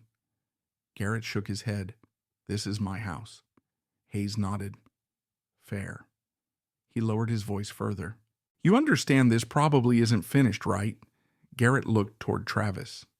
No. Guy's ego is wrecked right now. Men like that sometimes get stupid after public embarrassment. Garrett almost smiled faintly. He was already stupid before tonight. Hayes snorted once unexpectedly. Then his expression turned serious again. I'm recommending temporary no-contact orders immediately. You keep documenting everything. I will. You got copies of all threats backed up. 3 places? Good. Meanwhile, near the front hallway, one of the younger fighters finally cracked under pressure. The blonde fighter, Davenport Stance, smartest one there. He rubbed both hands through wet hair nervously. We didn't come here for all this, he muttered. Travis glared at him instantly. Shut your mouth. No, man. The fighter shook his head. You said we were scaring some old dude, not getting police reports and weapons charges. Hayes turned immediately. Weapons charges. The fighter pointed toward the tattooed man automatically. Derek brought those knuckles. The tattooed fighter exploded. Man, screw you. Group loyalty collapsed completely after that. Everybody started distancing themselves from responsibility. Exactly the way Garrett expected. Because intimidation worked only while people believed consequences were theoretical. Now consequences stood inside the hallway, wearing police uniforms. By nearly 11 p.m., officers began issuing formal trespass warnings and taking final statements. Travis still looked furious enough to explode again, but now fear mixed underneath it. Garrett recognized the combination well. Cornered pride. Dangerous combination for unstable men. Before leaving, Travis stopped near the front porch beneath the flashing patrol lights. Rain still poured heavily around him. He looked back toward Garrett standing inside the doorway beside Evelyn Brooks. You think you won tonight? Travis asked. Garrett answered honestly. There wasn't supposed to be a fight at all. That response visibly frustrated Travis more than insults would have, because Garrett still refused to treat the situation like competition. Travis pointed toward him. This isn't over. Hayes immediately stepped between them. That statement's going in my report too. Travis cursed under his breath and turned away toward the trucks. The 5 fighters followed behind him, looking colder, quieter, and significantly less confident than when they arrived. Garrett watched them disappear into the rain through flashing blue police lights. Then the trucks pulled away from Willow Creek Drive one at a time.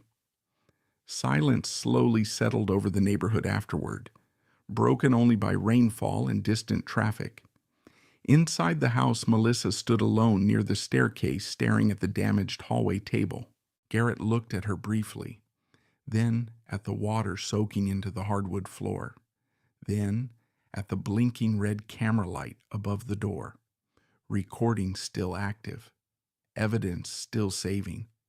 And for the first time all night, Melissa finally seemed to understand how much Garrett had quietly prepared before any of this ever happened. By Monday morning, the story had already spread across Cedar Rapids. Not officially, quietly, The way small American cities passed information through gyms, diners, hardware stores, and neighborhood Facebook groups before local news ever touched it. 6 men, police lights, fight at Willow Creek Drive, Garrett Butler, Travis Mercer. Everybody had a version, most of them wrong. Garrett ignored all of it. At 5:10 a.m., he still woke before sunrise, still drove to Butler Climate Solutions through gray Iowa snow, still unlocked the warehouse himself. Routine mattered now more than ever, because chaos fed on emotional reactions. Garrett refused to give it any. Miguel arrived carrying coffees again. "You all right?" he asked immediately.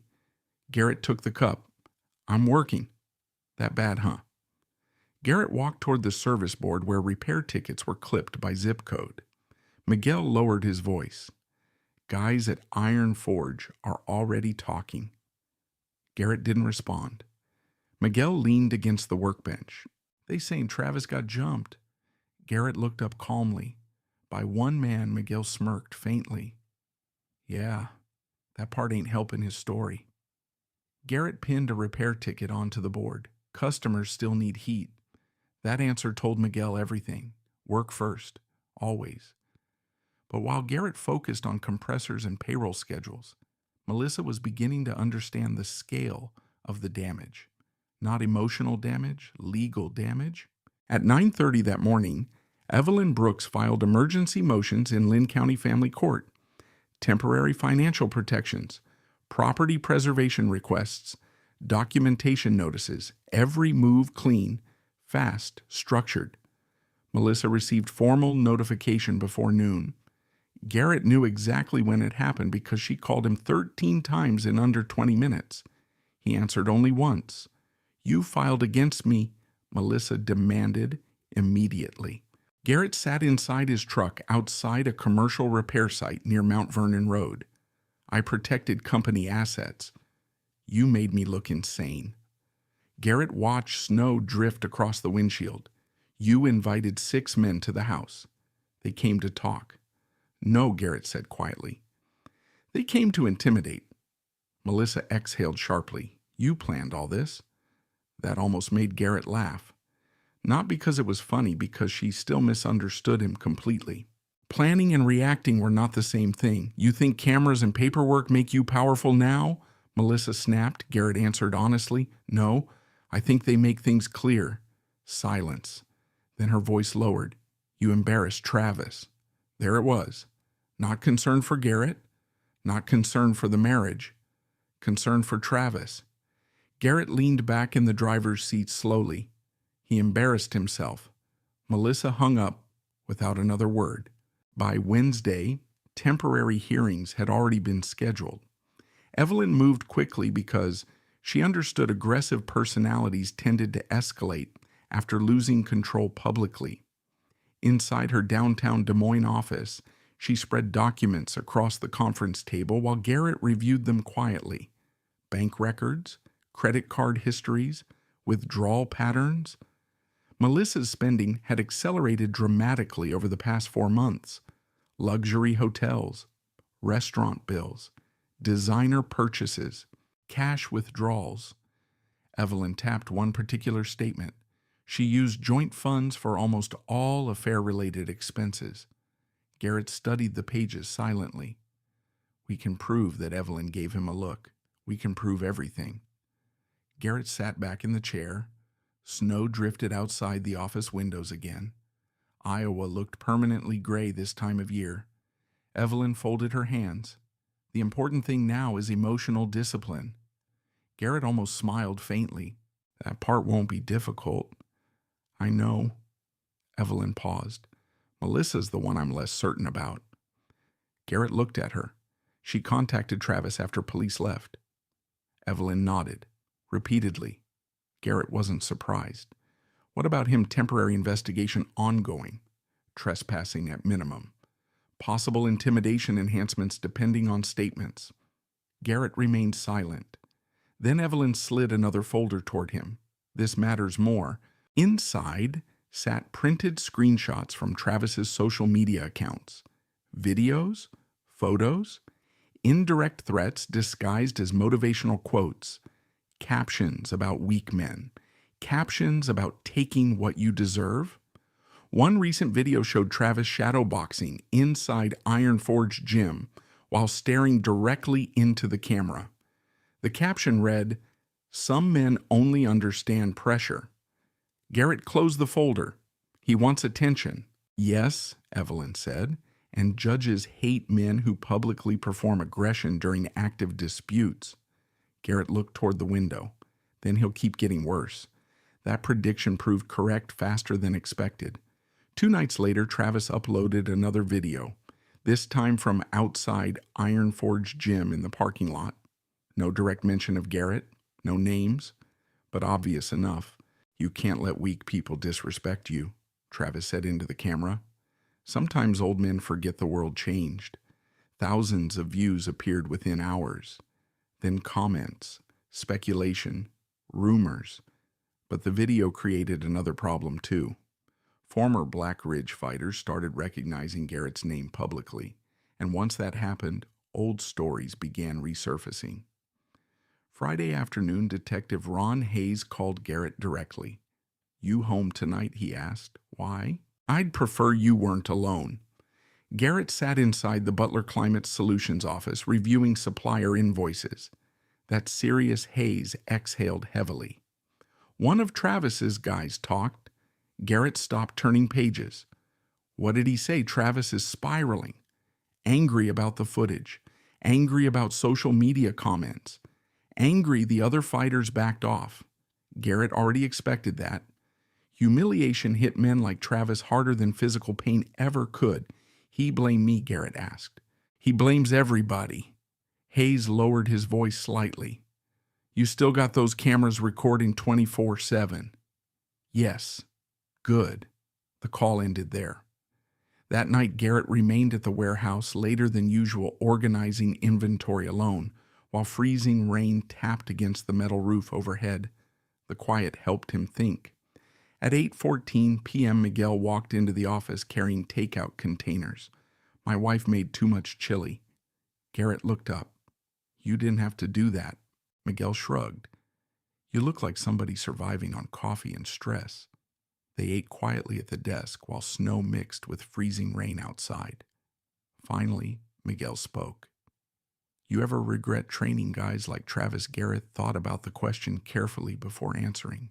"Yes." Miguel nodded slowly. "But not because they learned how to fight." Garrett continued. "Then why?" Garrett stared toward the dark warehouse floor. "Because some people mistake skill for permission." The room went quiet again. After Miguel left, Garrett locked the warehouse and drove home through nearly empty streets. Willow Creek Drive looked peaceful from a distance. Fresh snow, porch lights glowing softly, American flags hanging still in the freezing wind. But the moment Garrett entered the house, he knew something had changed. Melissa's suitcases sat near the staircase, 3 of them, expensive ones. She stood beside them, wearing a dark winter coat. Garrett set his keys down slowly. "You leaving?" Melissa crossed her arms tightly. "For now." Garrett nodded once. No argument.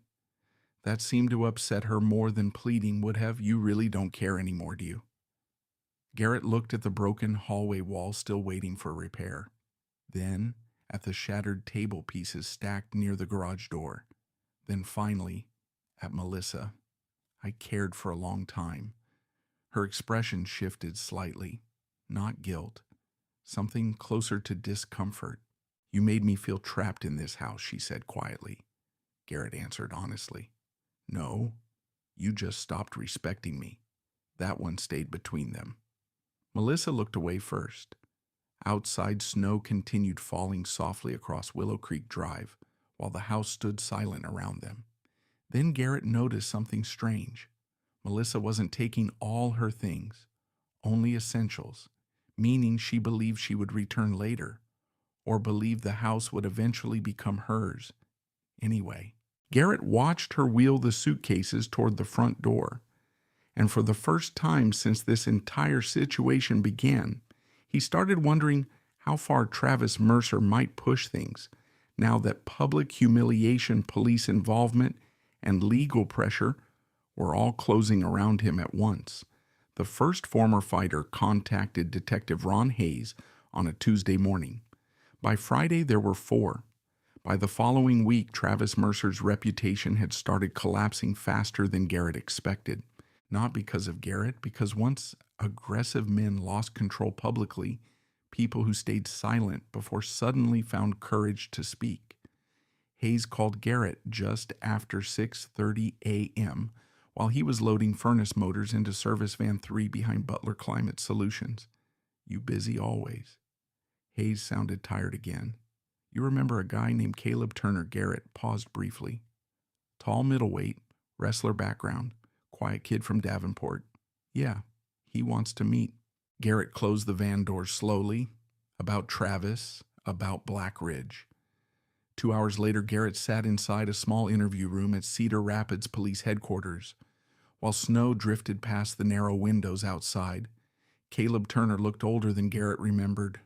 29 now. Broader through the chest, beard thicker, small scar near the left eyebrow Garrett didn't recognize. But the posture remained the same, controlled, respectful. Caleb sat across the table with both hands folded together while Hayes reviewed paperwork nearby. "Appreciate you coming," Caleb said quietly. Garrett nodded once. "You too." For several seconds, nobody spoke. Then Caleb exhaled heavily. "I should have talked years ago." Garrett studied him carefully. About what Caleb looked down briefly. Travis. Hayes remained silent in the corner, letting the conversation move naturally. Caleb rubbed his palms together slowly. "When Blackridge kicked him out, most of us thought you overreacted." Garrett said nothing. "We were young." Caleb continued. Travis had followers. People liked being around him because he made everything feel intense. Garrett remembered. Men confused intensity with strength all the time. Caleb leaned back slightly. "But after you shut him down, things got worse. Explain." Caleb looked toward Hayes once before continuing. "There were underground fights after Blackridge, not sanctioned stuff. Warehouse events, private money." Garrett's expression never changed. But internally, pieces connected quickly. Travis always chased audiences. Underground violence guaranteed one. "He hurt people?" Garrett asked. Caleb nodded immediately. "Badly." Hayes slid a legal pad across the table. "Specifics help." Caleb swallowed once. "There was a fighter named Marcus Lee in Omaha. Travis knocked him unconscious during a smoker. Fight should have ended there." Garrett already knew where the story was going. "He kept hitting him," Caleb said quietly. The room stayed silent. 3 extra shots after the knockout. Hayes wrote steadily. Caleb continued. "Marcus had seizures afterward. Nobody pressed charges because the whole event was illegal." Garrett looked toward the table surface for a moment. Not surprised, disappointed, different feeling. "Why come forward now?" he asked. Caleb answered honestly. "Because Travis keeps escalating." Hayes looked up. "You think he's dangerous?" Caleb laughed once without humor.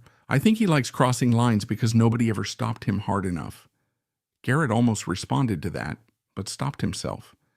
Because deep down he still wondered if throwing Travis out of Blackridge years ago had solved anything at all. Maybe men like Travis simply moved their damage somewhere else. After the meeting, Hayes walked Garrett toward the parking lot. Snow crunched beneath their boots. "You all right?" Hayes asked. Garrett looked toward the gray morning sky. He was always heading this direction. Hayes shoved his hands into his coat pockets.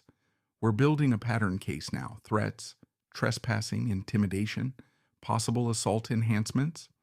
Garrett nodded once. "Good." Hayes stopped walking. But Garrett looked toward the police station entrance. "He won't stop because paperwork scares him." Hayes studied him carefully. "You think he comes back?" Garrett answered immediately. "Yes." The detective didn't argue, because after reviewing enough footage statements and social media clips, Hayes had reached the same conclusion himself. Travis Mercer operated on ego, and ego rarely accepted humiliation quietly. Meanwhile, across Cedar Rapids, the consequences had already started spreading into Travis's public life. Iron Forge Gym suspended him from coaching temporarily after sponsors began asking questions. A local supplement company quietly removed his promo videos. Several amateur fighters stopped appearing beside him online entirely. Public association suddenly carried risk. That part hurt Travis worse than police reports. Garrett learned most of it accidentally. Customers talked. Workers talked. Small towns always talked. One afternoon, while repairing a heating unit at a dentist office near Collins Road, Garrett overheard two receptionists discussing Travis loudly in the lobby. "That's the guy from the police body cam thing, right?" "Yeah, the one who brought fighters to somebody's house." Garrett kept working silently on the control panel. Neither woman recognized him. That felt fine. He preferred it that way. But later that evening, another unexpected call arrived. Unknown number. Garrett answered cautiously while sitting alone at Rosie's diner. Mr. Butler, female voice. Professional. Yes. "This is Dana Whitmore with Channel 7 News." Garrett immediately understood. "We'd like to ask a few questions regarding number pause." "We're doing a broader story on escalating gym violence and social media intimidation culture." "No." Dana tried again. "You trained Travis Mercer previously, correct?" Garrett stirred his coffee slowly. "Have a good night." He hung up. Across the diner, old men watched basketball above the counter television while snow melted off parked trucks outside. Normal life continuing. Garrett preferred that. No cameras, no interviews, no revenge tour nonsense. Just work. But Travis Mercer was moving in the opposite direction entirely. 3 days later, another video appeared online, this time shakier, angrier. No motivational tone anymore, just bitterness. "You know what weak people do?" Travis said into the camera while pacing through a parking garage somewhere.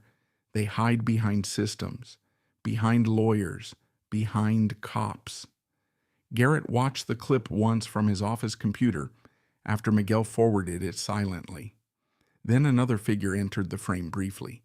Caleb Turner, trying to calm Travis down. Travis shoved him away hard enough to blur the video. Then the recording ended abruptly.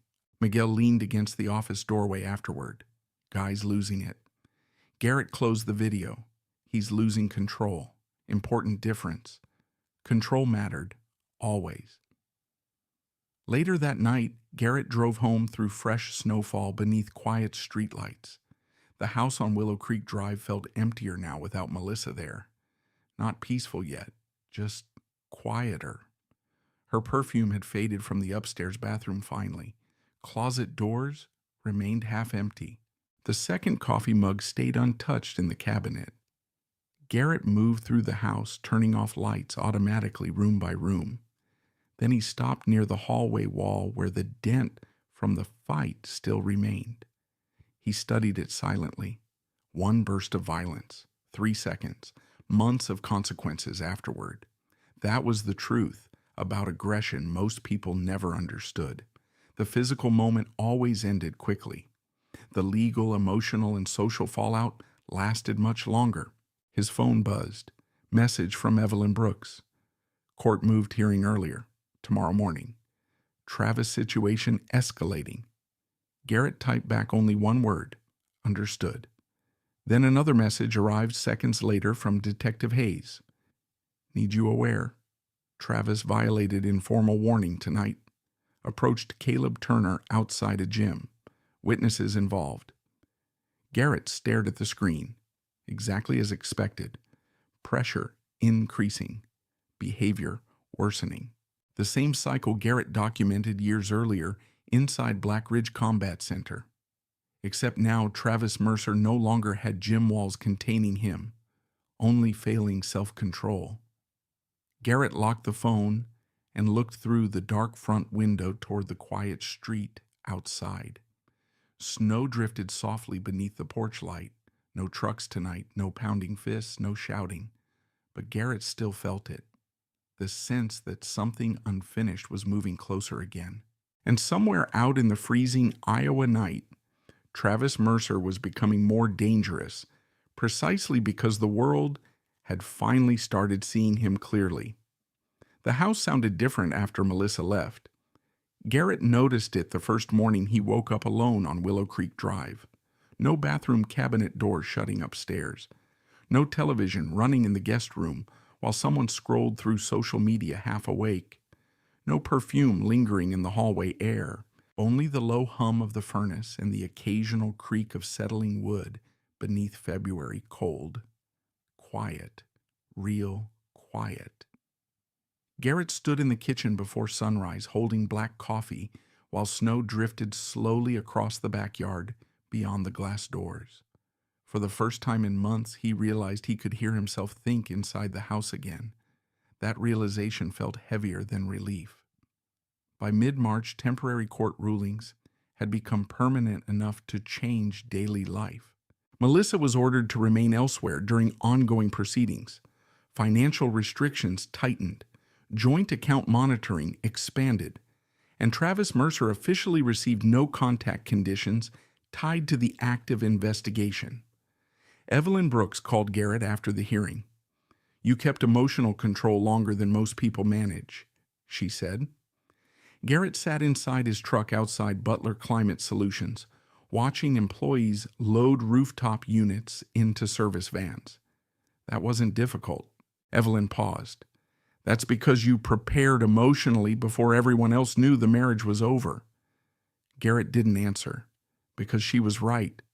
The real ending had happened long before police cars reached Willow Creek Drive. Now only paperwork remained. Still, the house itself carried memories in every room. That part took longer. One Saturday afternoon, Garrett finally started cleaning the damaged hallway area where the fight happened. The broken table pieces still leaned against the garage wall untouched. Rain stains remained visible near the entryway trim. A dent sat beside the coat rack where the heavyweight fighter slammed into drywall. Miguel arrived around noon carrying patching compound and paint supplies. "You sure you don't want to hire somebody?" he asked while setting tools down. Garrett handed him a coffee. "I own an HVAC company. We fix things." Miguel looked around the hallway. "Yeah, but some repairs ain't really about drywall." Garrett almost smiled faintly. Almost. They worked quietly for hours, sanding, patching, replacing trim. Outside, melting snow dripped steadily from the gutters while spring tried slowly forcing winter out of Iowa. At one point, Miguel held up the shattered remains of the hallway table. "This thing salvageable?" Garrett looked at it for several seconds. "No." Miguel carried it toward the garage pile without another word. "Some things repaired, some things replaced. Some things ended completely." That evening, after Miguel left, Garrett moved through the house alone, room by room, for the first time intentionally, not avoiding memories anymore, facing them. The upstairs bedroom came first. Melissa's side of the closet sat mostly empty now, except for a few forgotten hangers and an old winter scarf. Garrett opened the dresser slowly. Inside remained small traces of a life that used to feel permanent. A movie ticket from years ago, an anniversary card, a dried flower pressed inside a paperback novel, evidence that love once existed there genuinely. That part mattered to Garrett, because bitterness simplified history too much. Melissa had not always been cruel, and Garrett had not always been emotionally distant either. Life usually damaged relationships gradually before destroying them suddenly. He closed the drawer carefully. In the bathroom, he threw away expired makeup products and travel toiletries Melissa never collected. Simple motions, quiet work. Downstairs, the kitchen still carried habits built over 12 years together. Melissa's favorite wine glasses, her tea container beside the coffee machine, the small ceramic bowl she bought during a vacation in Galena. Garrett picked it up briefly, then returned it exactly where it belonged, not out of attachment, out of honesty. The house still contained pieces of both of them. Pretending otherwise felt childish. As night settled outside Willow Creek Drive, Garrett carried several storage boxes into the garage. That was where the harder memories lived. Old Black Ridge equipment, training pads, heavy gloves, folded military uniforms sealed in plastic containers. A part of his life he intentionally buried after selling the gym. Garrett switched on the fluorescent overhead light. Dust floated slowly through the air. The old black toolbox still rested beneath the workbench, exactly where he left it. Beside it stood a locked gray door leading into the back storage room, the old training room. Garrett stared at it for a long moment. He had not opened that room in almost 6 years. Not after Black Ridge ended. Not after he convinced himself quieter, living meant safer living. He walked toward the door slowly, unlocked it, then pushed it open. The smell hit immediately. Old rubber mats, leather, dust, memory. Inside the room remained almost untouched. Wall mirrors covered with protective sheets, weight racks, training dummies. A heavy bag hanging motionless in the corner beneath dim overhead lighting. Garrett stepped inside carefully. His footsteps echoed softly across the mats. For a moment, 7 years disappeared again. Orders shouted during drills, gloves striking pads, fighters sweating through exhaustion. Travis Mercer grinning after hurting somebody smaller. Garrett stood still until the memory settled. Then he noticed something else. Peace, not nostalgia. Peace. Because unlike the house upstairs, this room contained no lies, only truth. Training either built discipline or exposed the lack of it. Nothing hidden. His phone buzzed in his pocket. Message from Caleb Turner. "You hear about Travis tonight?" Garrett replied immediately. "No." 3 dots appeared. Then he got kicked fully out of Iron Forge, threatened one of the owners. Garrett stared at the message, not surprised. The spiral was continuing exactly as predicted. Another message followed seconds later, people saying he blames you for everything. Garrett locked the phone screen slowly. That part mattered more. Men like Travis always needed external enemies once consequences arrived. Otherwise, they eventually faced themselves. Garrett walked deeper into the old training room. Near the back wall sat a framed Black Ridge Combat Center photograph covered partly in dust. 20 fighters standing together after a regional tournament. Younger faces, different lives. Garrett recognized Caleb immediately. Connor Hale, too. Even Travis stood there in the second row wearing a cocky grin toward the camera. Garrett studied the image quietly, then removed Travis from the frame entirely. Not violently, just carefully. He folded the cutout photograph once and dropped it into a trash bin near the wall. Outside the garage, wind rattled softly against the house, while early spring rain began replacing snow at last. Garrett turned on the heavy bag light overhead. The room glowed warmer instantly, not like a tomb anymore, more like unfinished space waiting to breathe again. He rested one hand against the worn leather surface of the bag. Still solid, still steady, much like the man standing in front of it. And for the first time since Melissa's betrayal began unraveling his life, Garrett Butler no longer felt like somebody merely surviving damage. He felt like somebody rebuilding after it. The first class had only 4 people. Garrett preferred it that way. No giant reopening announcement. No flashy marketing videos, no social media countdown pretending reinvention was some dramatic performance. Just 4 folding chairs inside the restored training room behind his garage on Willow Creek Drive, a nurse from St. Luke's Hospital, a delivery driver from Cedar Rapids, a college kid heading to Iowa State in the fall, and a divorced mother named Angela, who carried pepper spray clipped beside her car keys. Wednesday night, 7 p.m. sharp. Rain tapped softly against the garage roof, while the smell of fresh rubber mats, mixed with black coffee from the small folding table near the wall. Garrett stood in front of them wearing gray sweatpants and a plain black hoodie. No military shirts, no combat instructor branding, no ego. Before anybody touches a pad, he said calmly, "You learn this first." The room stayed quiet. Self-defense is mostly avoidance, not fighting. The college kid blinked. Then why learn fighting? Garrett crossed his arms. So you don't panic if avoidance fails. That answer settled into the room heavily. Different from the aggressive gym culture people expected. Garrett continued. You document threats. You leave dangerous places early. You pay attention to exits. You don't chase pride. Angela raised her hand slightly. You talking from experience. Garrett paused. Yes. No details after that. He never used his personal story as performance material. That mattered too. Over the following weeks, the classes slowly expanded. 7 students, then 10, then 15. Mostly ordinary people, teachers, warehouse workers, nurses, truck drivers, people who wanted confidence more than violence. Garrett liked that. The training room changed atmosphere gradually. Cleaner, lighter, alive again. Heavy bags moved daily now. Music played softly during drills. Folding chairs disappeared, replaced by proper stretching mats and organized equipment racks. Miguel helped repaint the walls one Saturday morning. You know, this place feels less haunted now, Miguel said while rolling fresh paint across drywall. Garrett adjusted a hanging bag chain.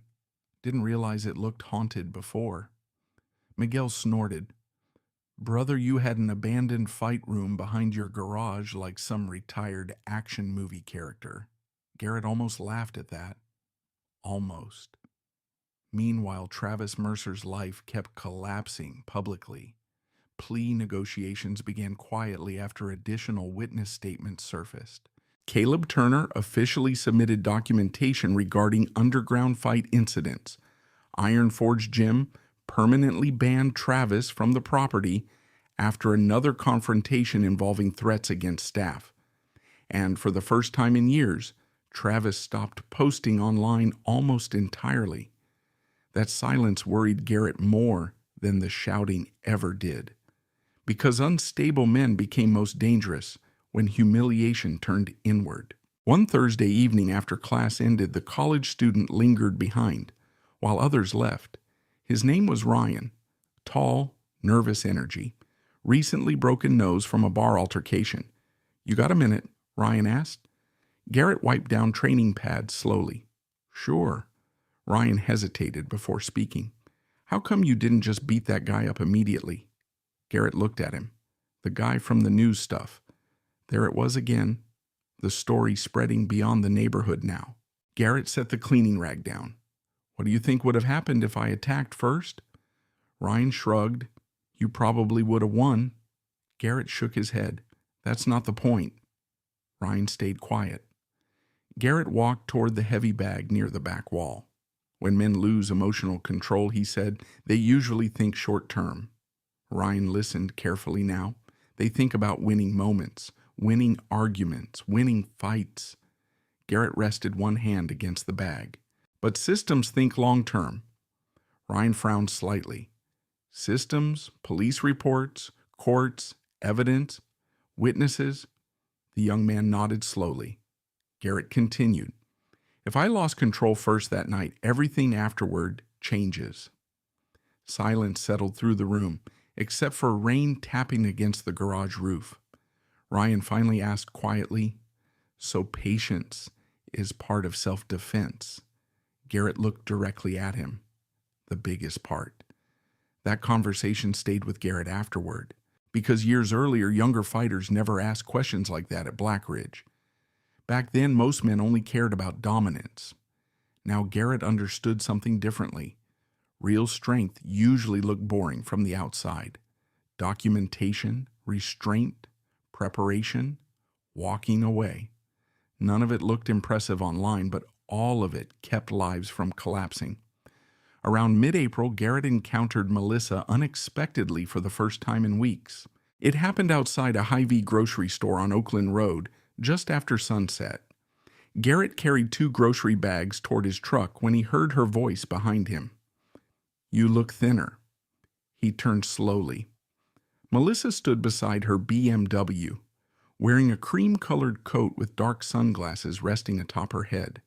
For several seconds neither moved. The parking lot lights reflected off wet pavement around them. "You all right?" she asked finally. Garrett shifted the grocery bag slightly.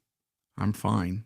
Melissa glanced toward his truck, then toward the faint bruise still visible near his wrist from the night Travis came to the house. "I heard about the classes." Garrett nodded once. "People talk." She looked away briefly. "Travis says you ruined his life." Garrett answered honestly. "Travis ruined his own life." Melissa exhaled slowly. "He's different now." Garrett studied her face carefully. For the first time in months, she looked tired. Not glamorous, not superior, just tired. "What did you expect?" Garrett asked quietly. Melissa crossed her arms tighter against the cold wind. "I didn't think things would go this far." Garrett believed that, at least partly. People often imagined they controlled dangerous personalities until consequences arrived personally. Then reality became frightening quickly. "You still hate me?" Melissa asked suddenly. Garrett considered the question seriously. "No." That surprised her. "You don't?" Garrett looked toward the gray evening sky over Cedar Rapids. "Hate takes energy." Melissa swallowed once, then nodded slowly like she understood something too late. A car horn sounded somewhere deeper in the parking lot, life moving around them normally. Garrett adjusted the grocery bags again. "I should go."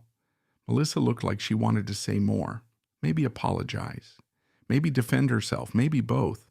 But Garrett was already walking toward the truck calmly, not angry, not bitter, just finished. Later that night after class, Garrett remained alone inside the training room, turning off lights one section at a time. The heavy bags hung still now, the mats clean, the room warm again. He stopped beside the old Black Ridge photograph hanging near the wall, the edited version. Travis removed permanently. Only the others remained: Caleb, Connor, Hale, former students who learned discipline instead of ego. Garrett stared at the image quietly. Then his phone buzzed. "Message from Detective Hayes. Final hearing next week. Looks like plea agreement coming."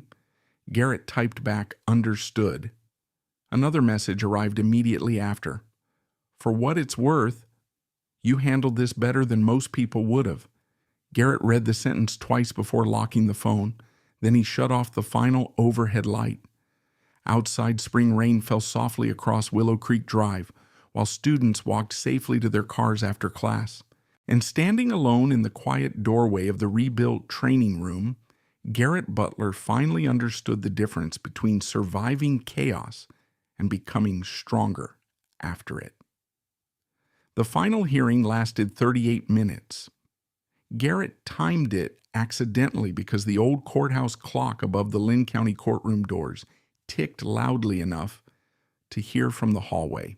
38 minutes to legally close 12 years of marriage, months of threats, and one night that changed half a dozen lives. By the time Garrett walked into courtroom 4B beside Evelyn Brooks, the spring rain outside had already soaked most of downtown Cedar Rapids. Melissa sat at the opposite table wearing a navy blazer and almost no makeup. She looked smaller now somehow, not physically, just diminished. Travis Mercer was not present. Part of the plea agreement prohibited direct involvement in any ongoing proceedings connected to Garrett Butler. That alone told Garrett how badly Travis's situation had deteriorated. The criminal investigation never became some massive headline case. Most real consequences didn't. No dramatic television crews, no national news outrage, just steady legal pressure, trespassing charges, intimidation findings, protective restrictions, witness statements, court records, the system moving slowly and quietly, exactly the way Evelyn predicted from the beginning. Judge Ellen Markham reviewed the final paperwork calmly while rain tapped against the courthouse windows. "Mr. Butler," she said eventually, "you are retaining primary ownership of Butler Climate Solutions as previously ordered." Garrett nodded once. "Understood. Property division terms remain as negotiated." Another nod. Melissa stared downward at the table during most of it. No more anger now, mostly exhaustion. The judge continued, "And all no-contact provisions related to Mr. Mercer will remain active under the existing agreement terms." That line settled heavily into the courtroom silence because it made everything permanent. No more ambiguity, no more emotional chaos disguised as unresolved tension. Finished? Evelyn signed the final documents first, then Garrett, then Melissa. The sound of each pen stroke felt strangely quiet after everything that happened. When court ended, Melissa approached Garrett in the hallway while Evelyn spoke briefly with courthouse staff nearby. "You really kept everything," Melissa said softly. Garrett looked at her. "What do you mean, the records? The messages? The footage?" Garrett slipped the signed paperwork into a folder carefully. "You kept secrets," he said. "I kept evidence." Melissa lowered her eyes briefly. "I used to think you were emotionally detached." Garrett waited. "But now I think you just learned how to survive disappointment quietly." That was probably the closest thing to honesty she had given him in months. Garrett nodded once, then turned to leave. "Garrett." He stopped. Melissa looked genuinely uncertain for the first time since he met her. "What happens now?" Garrett considered the question carefully, then answered truthfully. "You move forward. No cruelty, no dramatic speech, just truth." Outside the courthouse, rain covered downtown sidewalks in silver reflections while traffic moved steadily through the afternoon. Evelyn opened an umbrella beside him. "You all right?" Garrett looked toward the gray sky. "Yes." She studied him briefly. "You know, most clients expect some emotional victory at the end." Garrett almost smiled. "Nothing about this feels like winning." Evelyn nodded slowly. "That's probably why you actually survived it." 2 weeks later, Detective Ron Hayes stopped by Willow Creek Drive after finishing a shift downtown. Garrett was repairing a section of fence near the backyard when Hayes pulled into the driveway. The detective stepped out, carrying 2 coffees. "Figured Rosie's probably burned yours already." Garrett took one. "Probably." Hayes leaned against the truck, watching Garrett tighten fence hardware. Plea agreement finalized this morning. Garrett kept working. What did he get? Probation, mandatory counseling, protective restrictions, anger management, community supervision. Garrett nodded once. Hayes watched him carefully. "You disappointed." Garrett thought about it honestly. "No." "You think he deserved jail?" Garrett tightened the final bolt before answering. "I think Travis needed consequences earlier in life." The detective drank some coffee. "That's fair." Wind moved softly through the neighborhood trees while afternoon sunlight finally broke through clouds for the first time all week. Hayes looked toward the house. "You ever replay the footage anymore?" Garrett paused, then shook his head. "No, that was true. The recording still existed. Multiple backups, legal copies, evidence archives. But Garrett had stopped watching them weeks ago, because eventually proof stopped being protection and started becoming a trap of its own. Reliving damage endlessly changed nothing. After Hayes left, Garrett walked inside the house quietly. The hallway wall had been repaired completely now. Fresh paint, new entry table, no visible sign of violence remained anywhere. Only Garrett remembered exactly where everything happened, and memory faded differently once fear disappeared. That evening, class ran later than usual inside the training room. 15 students moved through defensive drills beneath warm overhead lights, while rainwater dripped softly outside the garage. Ryan practiced footwork near the mirrors. Angela worked escape drills carefully beside the heavy bags. Nobody there looked dangerous. That mattered to Garrett. After class ended, he remained behind wiping down mats while students filtered toward their cars, outside. Then he heard footsteps pause behind him. Caleb Turner. "You got a minute?" Garrett nodded. Caleb looked around the rebuilt room slowly. "Feels different than Black Ridge." "It is." Caleb smiled faintly. "Better different." Garrett leaned against the wall. "You still training sometimes?" Silence settled comfortably between them for a moment. Then Caleb spoke again. "You know, people still talk about that night at your house." Garrett sighed quietly. "Small town." "Yeah?" Caleb hesitated before continuing. "But they talk about something else too." Garrett waited. "They talk about how calm you stayed." Garrett looked down briefly at the cleaned mats beneath them. "That wasn't calm." Caleb frowned slightly. "Sure looked like it." Garrett shook his head once. "No, calm is what came after." That answer stayed in the room quietly after Caleb left. Later that night, Garrett walked outside alone after locking the garage. The neighborhood sat still beneath soft spring wind. No police lights, no shouting, no trucks idling outside the house. Only distant traffic and porch lights glowing warmly along Willow Creek Drive. Garrett sat down on the repaired front porch steps, holding a mug of black coffee. The same porch, the same doorway, the same camera still mounted overhead. But everything felt different now. Not because life became perfect afterward. It didn't. Some betrayals stayed heavy long after legal paperwork ended. Some memories still arrived unexpectedly in quiet moments. But fear was gone. Chaos was gone. And most importantly, Garrett no longer felt invisible inside his own life. Above him, the small red recording light on the doorbell camera blinked steadily in the darkness. Garrett looked at it for several seconds, then finally stood up. He opened the front door calmly, stepped inside, and closed it behind him for the last time on everything Travis Mercer ever brought to that house. Sometimes the quietest people carry the strongest discipline. Garrett Butler never won because he was tougher, louder, or more violent than everyone else around him. He survived because he stayed patient when other people lost control. He documented the truth instead of chasing revenge. And when chaos finally arrived at his front door, preparation mattered more than anger ever could. A lot of people watching this probably know what it feels like to be underestimated. Maybe you stayed silent while somebody mocked you, manipulated you, or tried to provoke you into becoming the villain of their story.